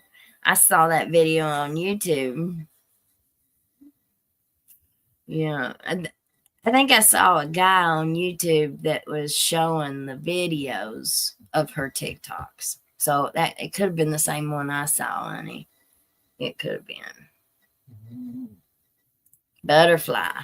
She cut off her own hand. She should be called out on doing those things.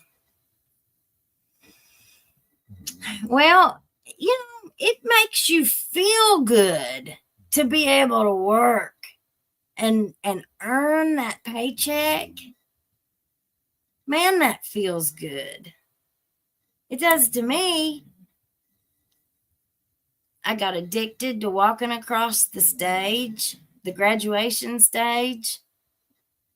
I liked that feeling, and I couldn't wait to do it again and again. I didn't do it in high school. I got my GED. So the only graduations I ever had was my college ones at 40 years old. And I was a 40-year-old single mother of 2 toddlers going to school.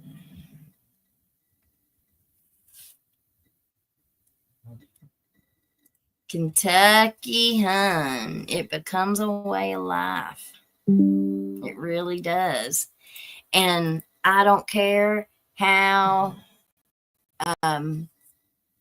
you can talk to people until they're blue in the face, like sending them to rehab and putting in all this these schoolings and trainings and all of this stuff. That only works if these people have housing to go to when they get out of rehab. If they have a support system in place, like with housing for them and transportation to and from work, and they need some help. If I wouldn't have had my mom to help me, I wouldn't have made it.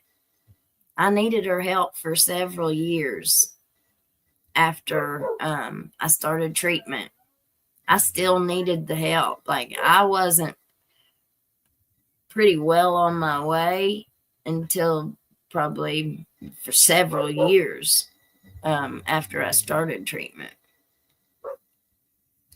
And, there's just a whole lot of things that nobody could know unless they've went through it.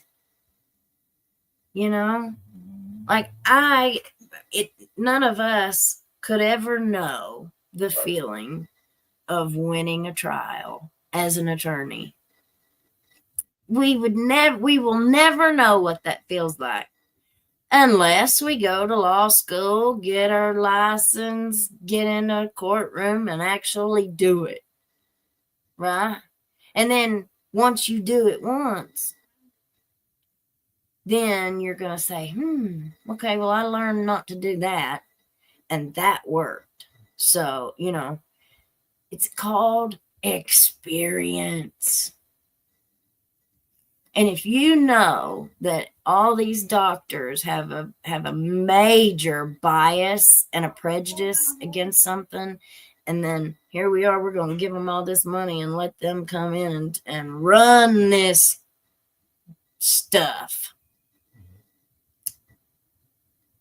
I mean, competence matters.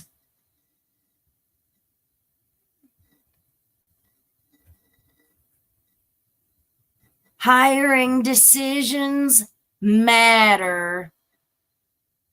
Why in God's name would you hire a counselor, a therapist, a mental health therapist, a substance abuse therapist whose own home life and personal life is a shambles? Why would you do that? And think that that person is going to be so good at their job that they're going to be benefiting your patients. Well, I'll tell you, because it doesn't matter. They don't care about any of that stuff. All they care about is being able to bill that insurance. That's all that matters. Make sure that client gets that time in. Make sure they're there. Make sure they're not missing their times, their appointments. Do their assessments. Do whatever. Bill for that. That's all that matters to them. They don't give a.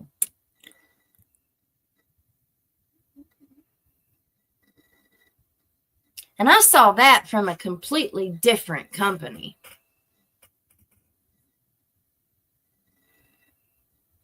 Because it's all about money. It's all about profit. Making the most profit you possibly can.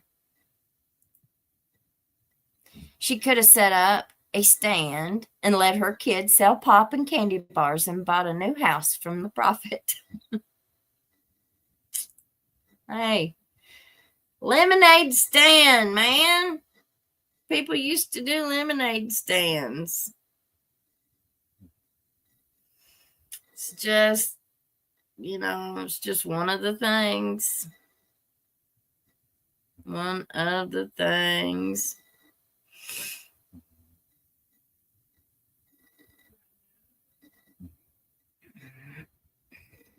Addicts have to want to get clean. That's very, very true. You have to want to get clean, and you have to be ready to do it. Sometimes the court-ordered stuff will get a hold of them. Sometimes it'll just be the right time, the right circumstances, the right everything. But other times, they're just there because they have to be, and they have no desire to change their lifestyle. That's what people don't, that's what this piece of the puzzle that's missing that nobody talks about hardly ever. People get addicted to the lifestyle. And maybe we could say addicted to the lifestyle in one context, but we can also say that people just get comfortable in that lifestyle. You get sad, like you get stuck almost, I remember being where I was and I just didn't want to rock the boat. Pure and simple. I was okay. Like I was okay. Wasn't a great home living situation. I really should have been, not been there, but I just didn't want to rock the boat. Anything that I did might start rocking that boat a little bit, and I was good right here. I did that a lot. But you settle is what you do. You settle in that place of survival. Because that's all it is survival at that point. And I was afraid to do anything or try anything because in my rocket boat, I'm at least surviving right now. I'm making it through. Does that make sense? I think a lot of people end up settling in their living situations, in their relationships.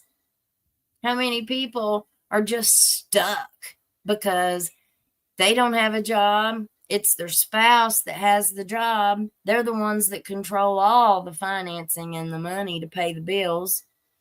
And you get stuck. Might live in a nice home. Might have nice furniture. You might have a nice vehicle. Well, what happens if he kicks you out? He wants a divorce. He's found him a younger, prettier model. And then he's stuck on back street while they go put their divorce under seal.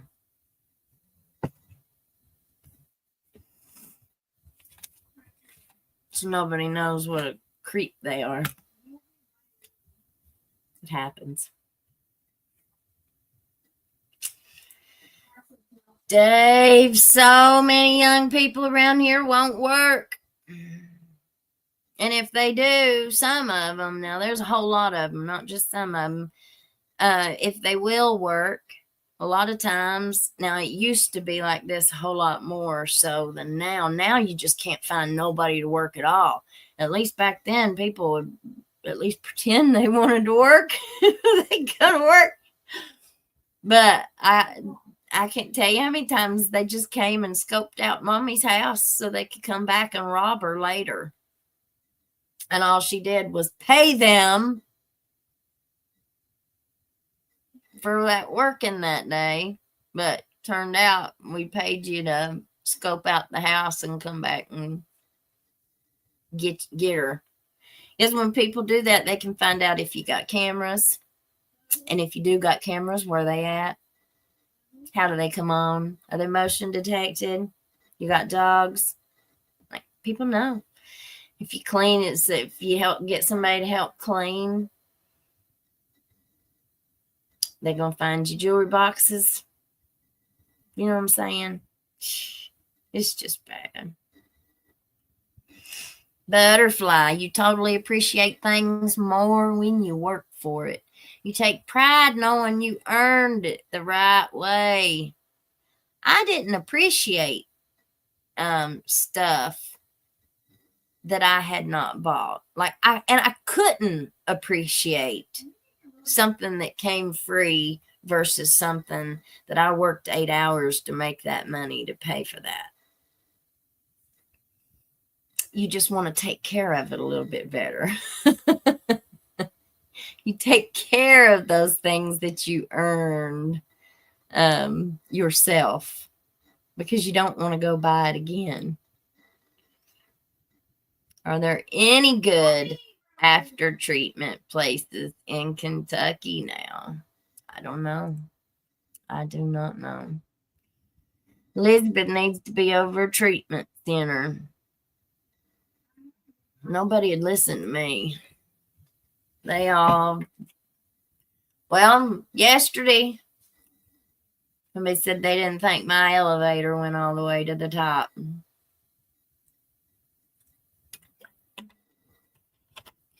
Probably don't. I don't think I'm all everything. I ain't nothing. You know, don't look at me. Keep your eyes on Jesus. I'll touch everything I touch, everything I put my hands on. I mess up. It's just, that's human nature. We're all sinners. Lord, please forgive me for my sins. I beg the Lord forgives me for anything I've ever done. If I've hurt you, I'm so sorry to anybody. Because I sure don't intend to ever hurt anybody. Not everybody feels that way.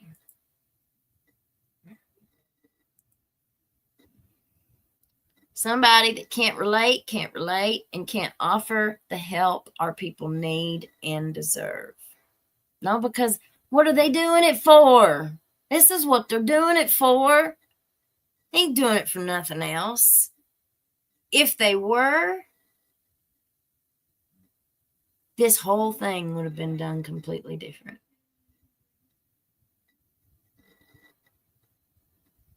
The Bible says to know their fruits. We will know them by their fruits. And we are to separate ourselves. Come out from among them and be a separate people. Know those among you who cause strife. Know their fruits. And we'll all be able to see it. You can't fake it long. It will come out. There's some places in Kentucky that use houses for after treatment, but they must get a job in a certain period of time. Northern Kentucky is advanced in getting after treatment to be self-supporting. They've had several sober living houses that they put up and put out in this area. And I've heard different opinions on both. I have heard that some, like towards Hazard Way, were not overseen very well. You know, like they would just hire somebody to be the house dad or the house mom. And so they would go and live there. And then they're kind of responsible for the other people. You've had several of them. There was one in Neon.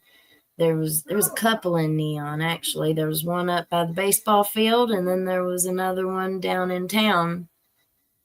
And I think both of them were closed. Then there was a couple in Hazard, but I don't know if they were. I know the ones in Neon were run by ARC, but I don't know. And I'm thinking the ones in Hazard were not run by ARC, though. I think they were different facilities.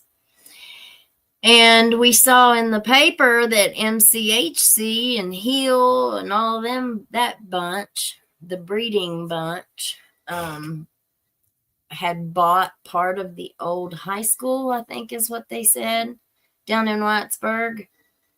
And they were turning them into transitional housing for men. And so I guess we'll find out how that goes. I think it's all about money. Inspiring people to think about what they want, where they want to go in their lives. It's hard to tell what field they will be in. Yeah, you know, there's all different kinds of fields to go in, you know. That's kind of like what I was saying last night. Like they ARC and all these places were career development and, you know, putting together all these things, all these training and workforce development and blah, blah, blah, blah, blah, blah, blah, blah, blah. Well, many people probably ain't never had a stable job in their life. A lot of them.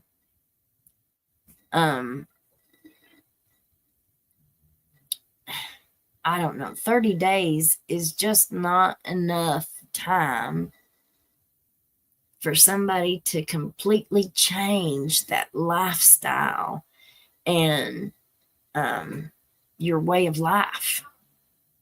It's just not enough time. We didn't get in the mess we were in 30 days. It's going to take a lot longer than that. Somebody got upset and said, they disagreed. You know, medicine was just taking one for another, and counseling was so important because they had to get to the root of the problems. And da da da da da da. I agree. If you had anybody who was competent to do all that, none of these people are seeing, well, I can't say none, but a lot of them ain't seeing psychiatrists. They're seeing peer support specialists, or they're seeing a counselor that, you know, from wherever. And my experience, most of it, with the exception of just a couple, were ever worth anything. The others, I ended up being, their lives were such messes. I ended up being their counselor the whole time I was there. We would sit there and talk about their life. A lot of these people are trained by somebody else. So it's learned. It's just learned. And it's accepted. It's normalized. This is just the way it's done. This is our process. Okay. Well, okay. But they ain't nobody getting down to the root and dig deep in counseling in that way. I just don't think so. I think only God can heal those kinds of wounds. I'm a survivor of childhood sexual abuse. There's never been a man or a woman that's ever been able to say anything to me, ever say anything to me about any of that was healing. Ain't nobody can heal me from that. No man. That takes God. Only those things, like recovery only happens when we are ready, when we are willing to accept it, when we're willing to do the work. We have to be willing to actually let our brains go through this process.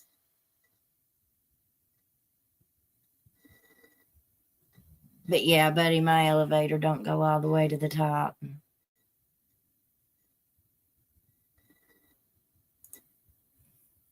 They accept their fate because every time they really try, they just get kicked again. That's a lot.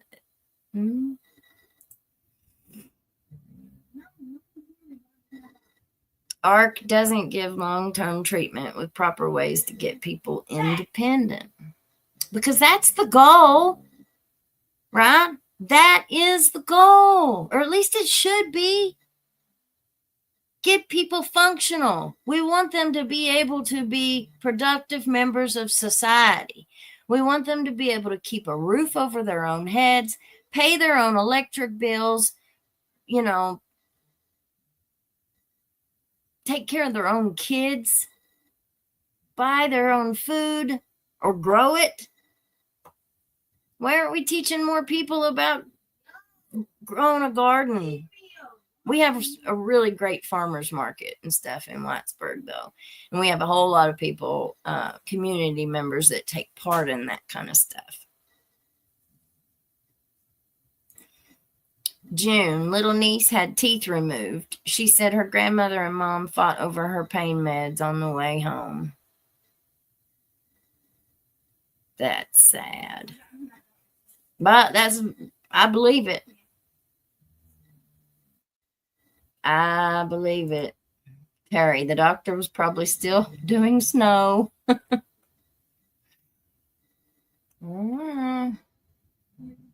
Got a lot of rumors around here about that.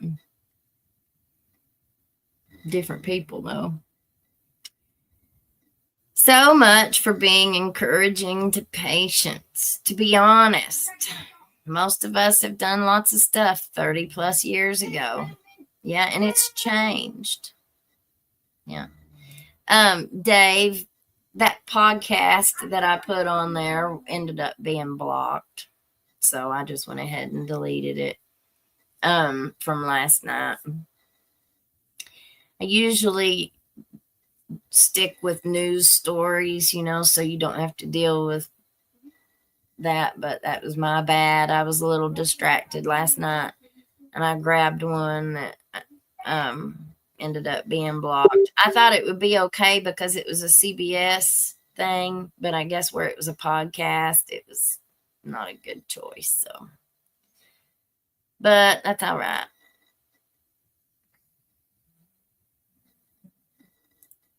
Butterfly. If someone told me that, I'd probably agree with them and tell them to go jump in the lake because bless my heart, I ain't right. Kentuckian. That's Bible 101. Linda.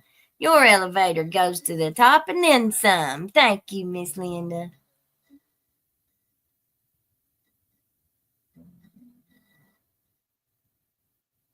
Yeah, the channel, like my channel didn't get in no trouble or anything. It was just copyrighted. And it blocked it. So no big deal. It was my bad. My mistake.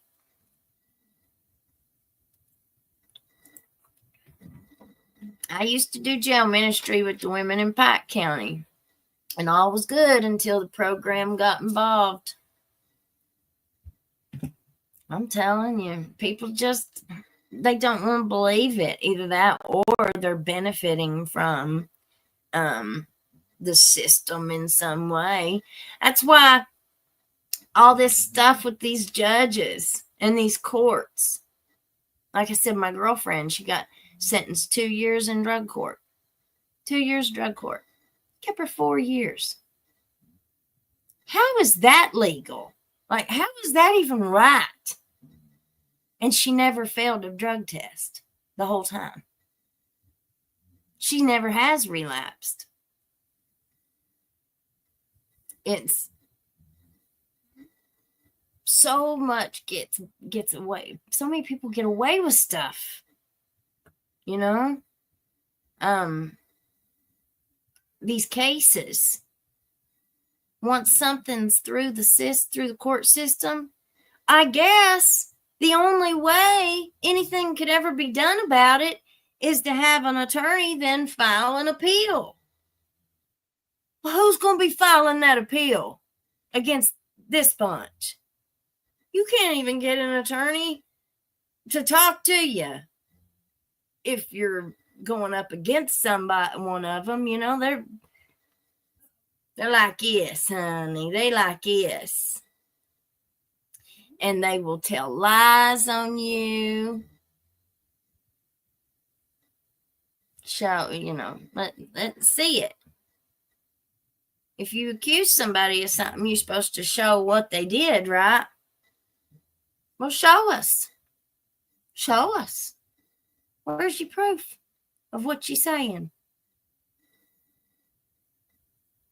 Oh, because there ain't none? Gotcha. But everybody just believes it. Because why would somebody ever make something up?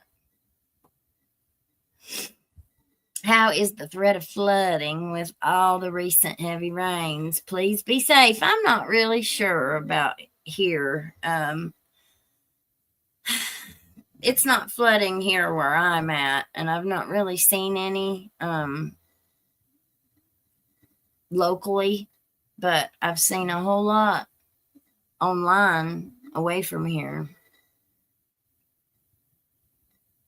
Rosa says you can't get a job here if you're a felon unless you are in the loop. Oh, yeah. Here too. Here too. I just said it, Miss Christie. Yeah, there you go. I'm behind on my comments. Rich, 386. Healing comes from love. True love comes from the Lord. That's right. That's right. They bring rehabs into Eastern Kentucky, but where's the jobs to build the area and give people a better future? Can't do a treatment and not have a way for a person to get a job and stability. Yeah. Hit that like button for us, guys. If you didn't hit it when you came in, we sure appreciate it. Wanda, the government's main goal is to extort the public. They're not looking to benefit us. No, they're looking to fatten their own pockets. Miss Lynn, I've been sober going on 8 years. I believe it takes a combination of things to help us recover. Absolutely. There is no quick one-step fix. MAT for some, long-term counseling, and there's a reason God is. Absolutely. There is a reason God is listed throughout 12 steps. Can't do it without God. Nope, sure can't. I agree with you 1,000%. Maybe, Miss Christie. Well, I think they're just mad they can't get me fired. There was a big ultimatum put out on Facebook last night by our Commonwealth Attorney, Matt Butler. He put a post up and tagged every mutual friend that we had and demanded, he told this big thing that I put his kids and the judge's kids' pictures up online and just a bunch of stuff that I didn't do. And how would you feel? And da da da. And then he tagged all of our mutual friends and said that they had a choice to make. They would either be my friend or they could be his friend, but they could not be both. And so then later on, he waited a little bit and lots of people deleted or unfriended me, which I completely anticipated because several of them already reached out to me and was like, hey, please don't get upset. But I'm afraid he'll retaliate against me, and I get it. Just because it doesn't have that little friend check by it, who cares? And the other ones didn't even know I existed anyway, right? So all he really did was did me a favor. He decluttered my friends list. I didn't even know I needed it done. So I don't know there, but he made a point to say that since I was monetized, my show was monetized or something like that. And I think that's what he's mad about. I think he's upset that he can't get me fired. I think that's what he's mad about. It's a form of retaliation. And I've got copies of it all, of course. One of the family members sent me a text message telling me that they hoped I would, called me a rug addict, that I was just such a bad rug addict. And if I needed money that bad, I should have just asked her because she would give it to me. She'd give me the dope and hoped that I didn't wake up the next day. So that was fun, I tell you. But, and I guess that's so much better, right? And they said that, I don't even know, but it was just it's a power play. Cheryl, he's a control freak. Absolutely. So the ones that, And most of the ones that did unfriend me, like whenever he was running in his election, he probably spent tens of thousands of dollars in donations to the schools and the sports programs, because my kids are on those sports programs. I got one of his sweatshirts over there that says "Vote for Matt Butler." Don't put put money in all these programs. And then now he's saying, now he's calling in them favors, right? Calling in them favors. He spent all that money on them school programs and stuff. So now those people, if they want more money, is what it seems like to me. I mean, I don't know. It's just awful dirty. I said it seemed like it was backwards alleged bribery. We're going to buy your votes. I don't know. It seems like, and then come out and demand that they unfriend me. And if they didn't unfriend me, then he was going to unfriend them, I guess. And so then later on, whenever the ones that hadn't seen it yet or whatever, because people don't stay on Facebook 24/7. So the ones that hadn't done anything yet, apparently he put another post out and tagged every single one of them and called them out personally and gave them a chance to do it again. And the ones that still hadn't seen it yet or didn't do it, then he unfriended all them. And he's blocked everybody from his stuff. And he's blocked the Commonwealth Attorney's page from several of us. So, which he blocked me from his personal page a long time ago. And I've never even went and looked for it. Like, I don't care. I don't get on Facebook like that. But what it does is it shows the dishonesty, because he put up a bunch of stuff that was exaggerated, if not flat out lies. Propaganda. Ain't that what the North Koreans do?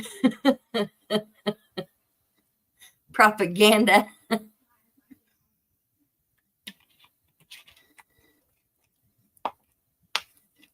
Well, a lot of those people, if they want their sports program to get that donation next time, well, they sure want to be his friend, I'm sure. It's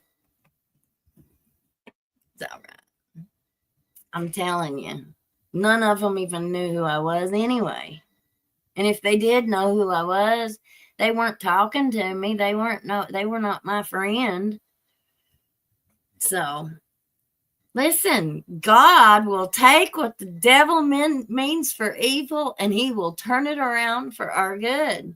Like I said, he just decluttered my Facebook, my friends list. Because all the people who are my friends unfriended him. Dave, that's going to make you more popular than ever. Please send this one to Gavin before it's taken down. I got it all, everything. I've got it in my streaming software.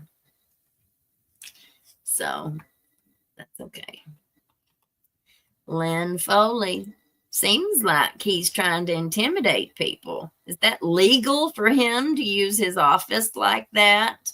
Well, all he's doing is proving my point. It's very immature. It's very childish. And if he's willing to misrepresent something like that, he's our Commonwealth attorney. That goes to his credibility, which shockingly, I'm not shocked, because it just backs up Backs up what I thought already. Backs up what all this stuff I'm getting. There's a whole lot of stuff that I ain't talked about yet. Whole lot.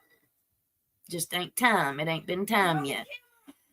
I'm new to all this, so I don't really know how to present much of it. And you've got Mickey's trial coming up, whenever it'll be, even if it's next year.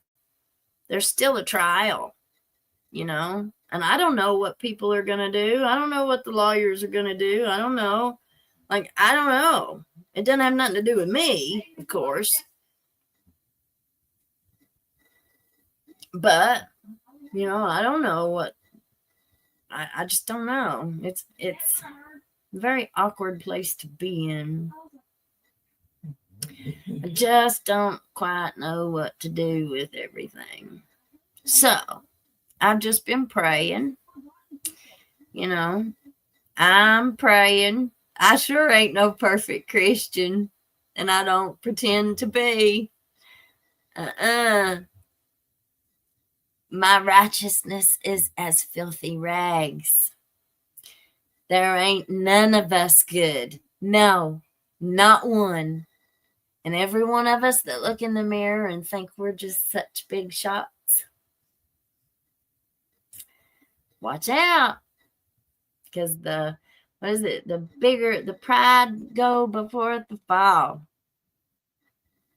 And the bigger we are, the harder we seem to fall.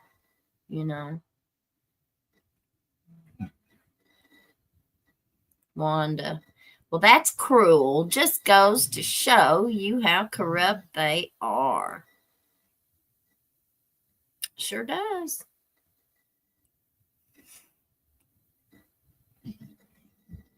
Well, it makes me want to dig deeper because it makes me think, are we getting close to something? Are we getting close to something? June, Letcher County doesn't have housing for anything. No, you don't have nothing for homeless. And we're talking about all this money, all these millions and millions and millions and millions of dollars. You couldn't have put something together for the homeless? Something. That's what they need is a homeless shelter. They took all that grant, or I don't even know where the money came from. I'm sure it was some type of grant or federal funding, but I think it was a grant, if I'm not mistaken. They got a great big bunch of money several years ago for an animal shelter to put it in Letcher County because we desperately need one. And the judge executive promised our rescuers. And then once they got the grant, got the money, they ended up repurposing it. They took it and used it for something completely different. Absolutely devastated our rescuers. Just devastated them. And now, we have a shelter in Pike County. They have one in Perry County, in Hazard, that has went through a great deal of struggle. And all of our shelters are above capacity. They are all just busting at the seams. There for a long time, they wouldn't take anything more. And it's just sad. The animal abuse and neglect is just unreal. Roberta, thank you, honey. Thank you. I ain't gonna lie, it was a little unnerving. Especially because he was misrepresenting it. He misrepresented everything he put on there. Most times, Elizabeth, when they get uncomfortable in their own shoes and ways, they will try to discredit others. And his job using Facebook is pretty immature. Yeah. And there's a whole bunch of us that are blocked from the official page. And didn't we hear them talk about that at the city council meeting in London? Didn't that lady, that very first city council meeting, didn't she get up and ask him if he had blocked her on the official page? And then the city attorney spoke because she kept asking, is that legal? Is that are they allowed? Is he allowed to do that? Is he allowed to do that? Do y'all remember that? What'd that city attorney say? I don't remember what the city attorney said, or I don't remember what they said. We might have to go back and watch it.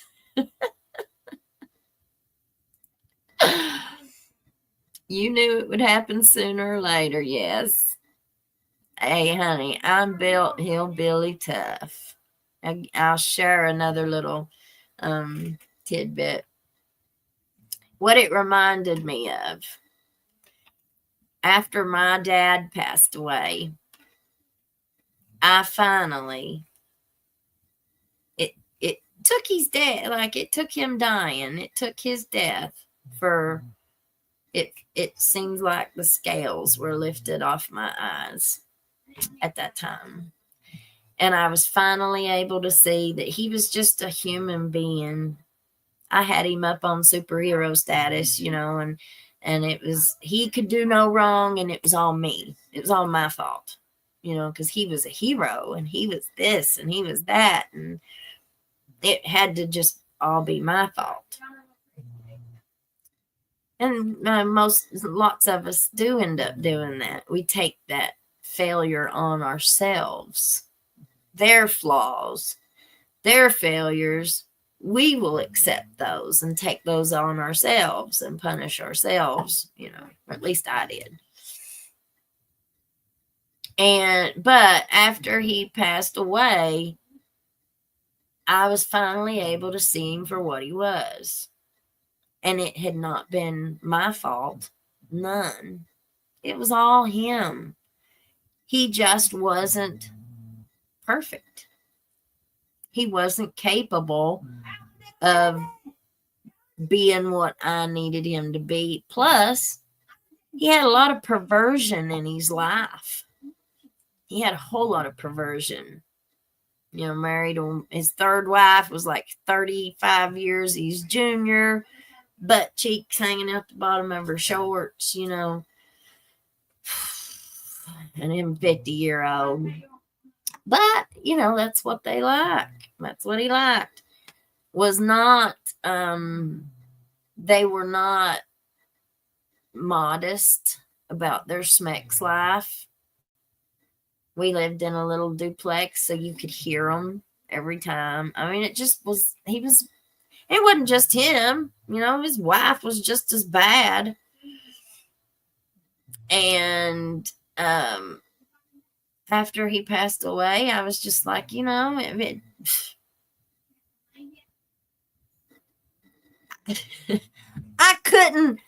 I just could not take up for the perversion anymore, you know, and I voiced how I felt about it. That was one of the things that traumatized me growing up, and it messed with my head growing up. It gave me a very skewed sense of love, gave me a very skewed sense of schmecks. It just, you know, it's what we're introduced to as kids. It's what we're exposed to as kids. But after I finally came to this realization that he just was not good, his whole side of the family, I've not spoke to him since. None of them. His sister, none of them. My cousins, that entire side of my family. How dare you talk about my brother that way? How dare you? How dare you? How dare you? Truth. I mean, it's the truth. I'm trying to deal with my healing here. I'm trying to heal all the damage that kind of stuff causes children and growing up into an adult. We're trying to talk about addiction and discuss how addiction happens. Well, so the Lord has already prepared me very well. I'm not willing to sweep it under the rug anymore. I'm not going to pretend he didn't live the lifestyle that he lived his whole life. I mean, that begs, it's not even reality. You know, it's kind of like with all this stuff.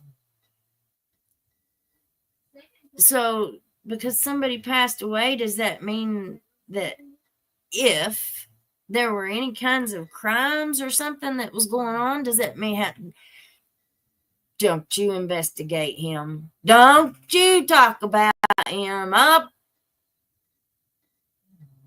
Just because they're not here. Well, the truth is still the truth.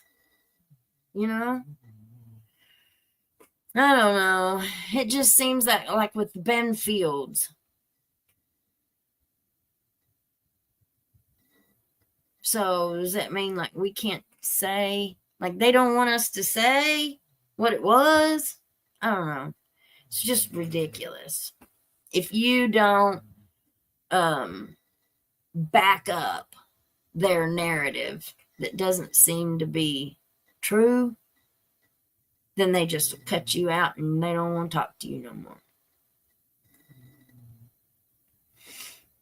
Miss Teresa, pay no attention to fools. Yeah, and the culture in this area, it's just very, like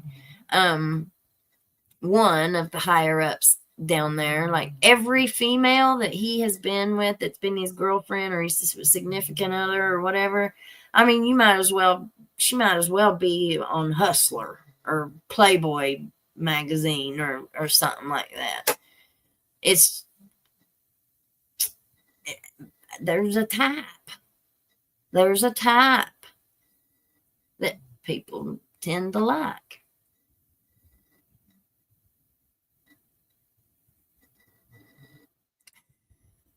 Papa, I admit I'm twisted, but safe. That's right.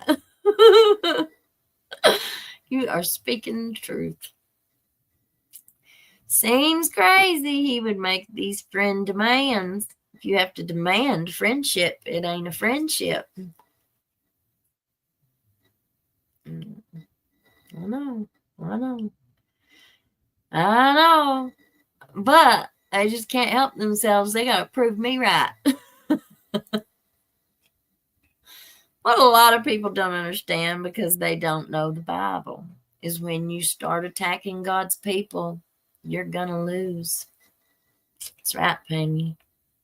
No weapon formed against us shall prosper. In Jesus' holy name. I'm a firm believer. If someone who never was your friend unfriends you, it's a blessing. That's right. Didn't that mayor in London get called out at the city council meeting for blocking? Yeah, that's what I just said, Miss Lynn. Does anybody remember what they said, though?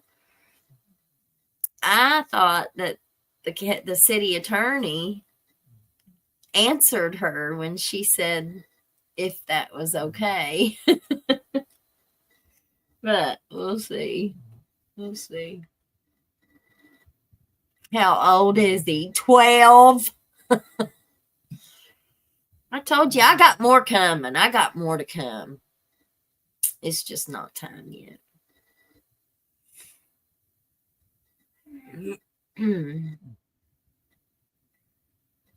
How can he block the attorney page? State position. Yeah, but they set up their own Facebooks. Like, they set up their own Facebook page. It just says, I assume.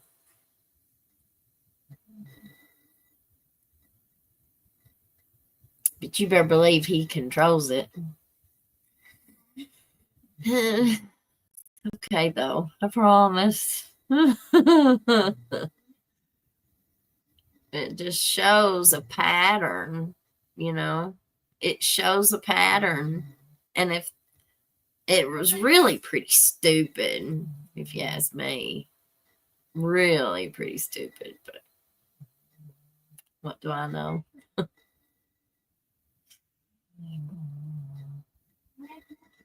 I don't think that shows the right mental attitude to be on the bench. Well, he ain't on the bench. He's the prosecutor.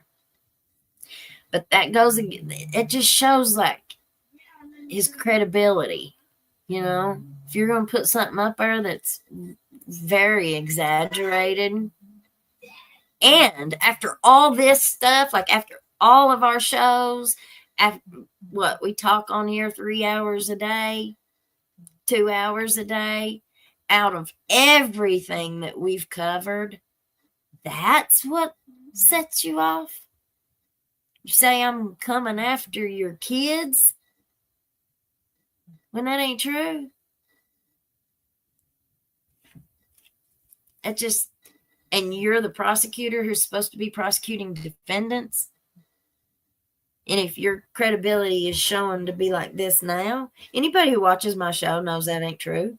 Show me. Show me where I did that at.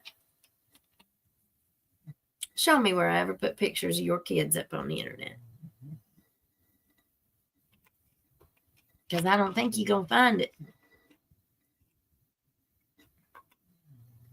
And if you do, I'll what do you say? I'll eat my crow. I know that ain't right.